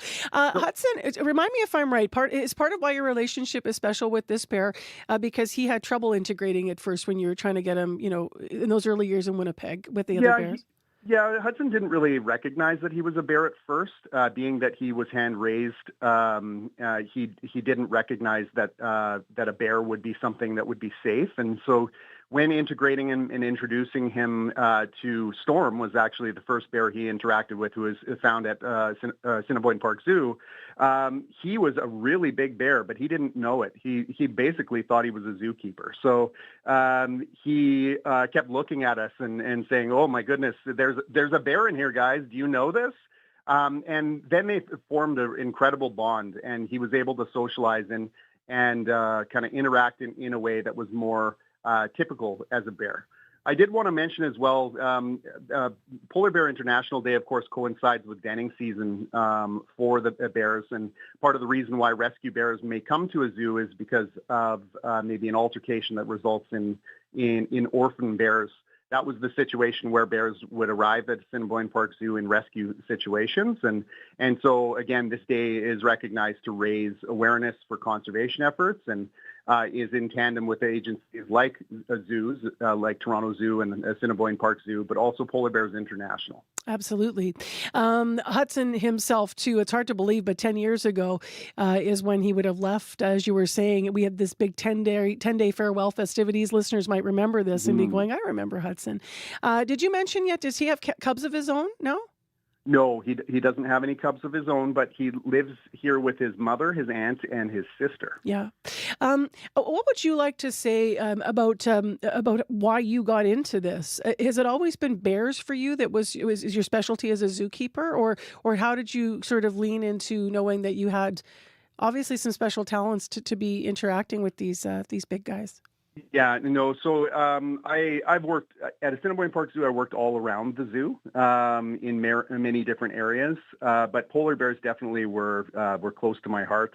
I had opportunities to go up to Churchill and see the the terrain there as well, and see polar bears interacting with their natural landscape. And the partnerships with Polar Bear International affords members of the zoos to be able to go up there and do educational programming as well. And so that's just something that I became passionate about. Yeah. The interesting thing about polar bears is that they're an apex predator and definitely a keystone species within the environment. And so talking about them and them as an ambassador for their species is really talking about all of the animals in that area. I hate to do this to you because we literally have 30 seconds left, but I need to ask you if you're worried because polar bears are starting to be spotted further south because of climate change in our province and across Canada, of course.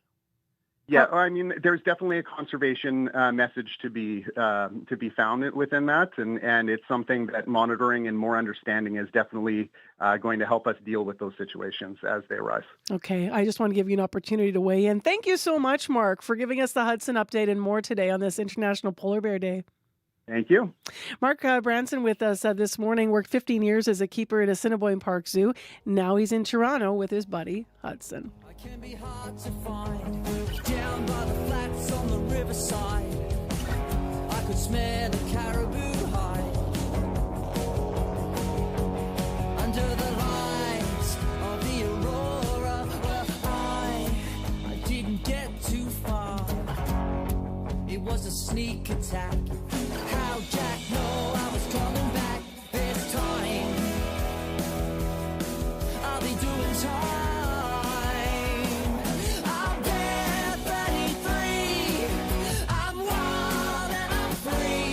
Couldn't resist putting in a little Manitoba-made music about Bear 33, an actual polar bear that lived up in Churchill. Time now for your CBC Manitoba News. This is CBC News. Good morning. I'm Megan Ketchison in Winnipeg at 8:30. Mostly cloudy and 2 at the Forks. That temperature will drop to minus 16 this afternoon. A group of Northern First Nations are concerned they're being left out as the province hires for the next wildfire season. Island Lake Grand Chief Alex McDougall was asked Manitoba to help train local residents in forest fire control. He says the group of 4 First Nations is isolated, delaying the response from the provincial crews. McDougall says the best option for First Nations is to have their own emergency management operation.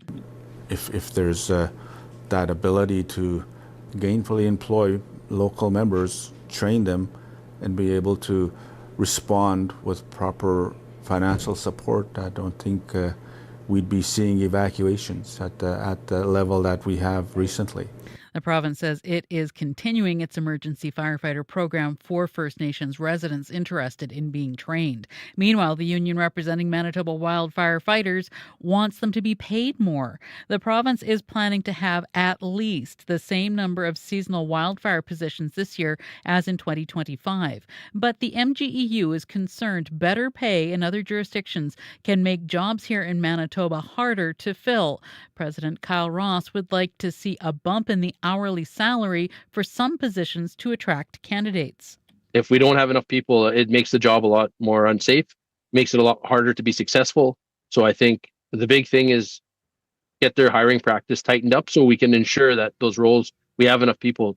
Recruitment for this summer is ongoing with at least 7 new roles posted in February alone. The Wildfire Service budgeted to hire 301 seasonal fire rangers last year, but the service began the wildfire season with 25% of its division positions unfilled. Things aren't back to normal in Pimachikamak Cree Nation. A hydro outage 2 months ago in the Northern First Nation led to burst pipes and flooding. Hundreds of homes sustained severe damage, forcing hundreds of people to flee the community. Grand Elder Raymond Robinson stayed behind with his wife. The big problems in their home have been fixed, but he says it's difficult to see the impact of the evacuation on the rest of the First Nation. Our home is like a ghost town right now, because there's not that many people, and having people, displaced and not being able to come home is very stressful. Pimachikamak's chief has asked for more support from Manitoba Hydro and government. Hydro says it is supplying heaters, vehicles, and a crew. A new city report shows incidents of violence and inappropriate behavior at the Millennium Library dropped 47% last quarter compared to the year earlier. Across Winnipeg's entire library system, incidents were down 23%. But the union representing library workers says those numbers don't match how staff feel on the job. In a recent survey of library employees, workers were asked to rate their sense of safety on a scale of 1 to 5. Millennium Library scored an average of 2.8 compared to 3.9 at other branches. CUPE Local 500 President Gord Delbridge says workers on the ground still have serious concerns. I see what the city is saying. I also see what the members that work in the library on a day-to-day basis are saying, and I believe the library workers that are there day-to-day. Delbridge says reduced hours at the downtown branch may have contributed to fewer reported incidents. In international news, former U.S. President Bill Clinton will testify behind closed doors today before a congressional committee investigating Jeffrey Epstein. Clinton has admitted to flying on Epstein's private plane several times, but denies any knowledge of his criminal behavior. And former MP Dan Vandel says he's honored to have a Winnipeg pool named after him. City Council voted 12-3 yesterday to add Vandel's name to Bonnie Vital Pool. So I've been there many times both with my children and as a counselor, and I expect my grandchildren will be there as well when they're of age to take swimming lessons. So it's a great honor, and I appreciate the sentiment from council. Mayor Gillingham and several councillors spoke to Vandel's commitment to Winnipeg and service to the community. He represented the St. Boniface ward on Winnipeg City Council from 1995 to 2004, and then from 2006 to 2014, and then served 3 terms as MP for St. Boniface St. Vital before retiring. Vandel also competed as a professional boxer and earned a social work degree before going into politics. And that's the CBC News from Winnipeg. You can always find more on our website at cbc.ca/Manitoba. All right, Meeks, thank you. Thank you. Joni Nicolo, Megan Ketchison, Aaron Broman, Heather Wells, as well as videographer Travis Colby. Thanks to all of them. In addition this week, thanks to our YouTube producer, Darren Marash, our producers, Nellie Gonzalez and Leif Larson, as well as hosts and unit, Nadia Kidwai, Marjorie Dowhouse, Faith Fundell and Bruce Layden, CA reporters, Shanley Vidal and Jim Agapito, and from communications this week, Georgia Dalkey, braving it out in the cold with us on our remote. Our associate producers, Corey Funk, Gabby Adiemi, Sierra Sanders, Judy Akuma, May McKillop, Marshall Hodgins, Jenica Sewell, Dylan Longhurst, Jura McElwraith, Chloe Friesen, and Sophia Peralto Barone. Thank you, everybody. Woohoo! We are heading into the weekend. Last quick word on traffic, Corey? Northbound Kenaston at Inkster may still be a stalled semi in the right-hand lane. Okay, Abby. Blowing snow in the southern parts of the province with temperatures crashing to -16 later, and up north, we're hitting -56 wind chill into Dooley Lake at this time. Your words have been great this week. Crashing. They really will be crashing those temps. Love it. Thanks, Abby. Thank you. All right, everybody, take care. Be well. I am off for some training and will not be here all of next week, but we hope you are. To tune into another edition of Information Radio bright and early Monday morning. This is CBC.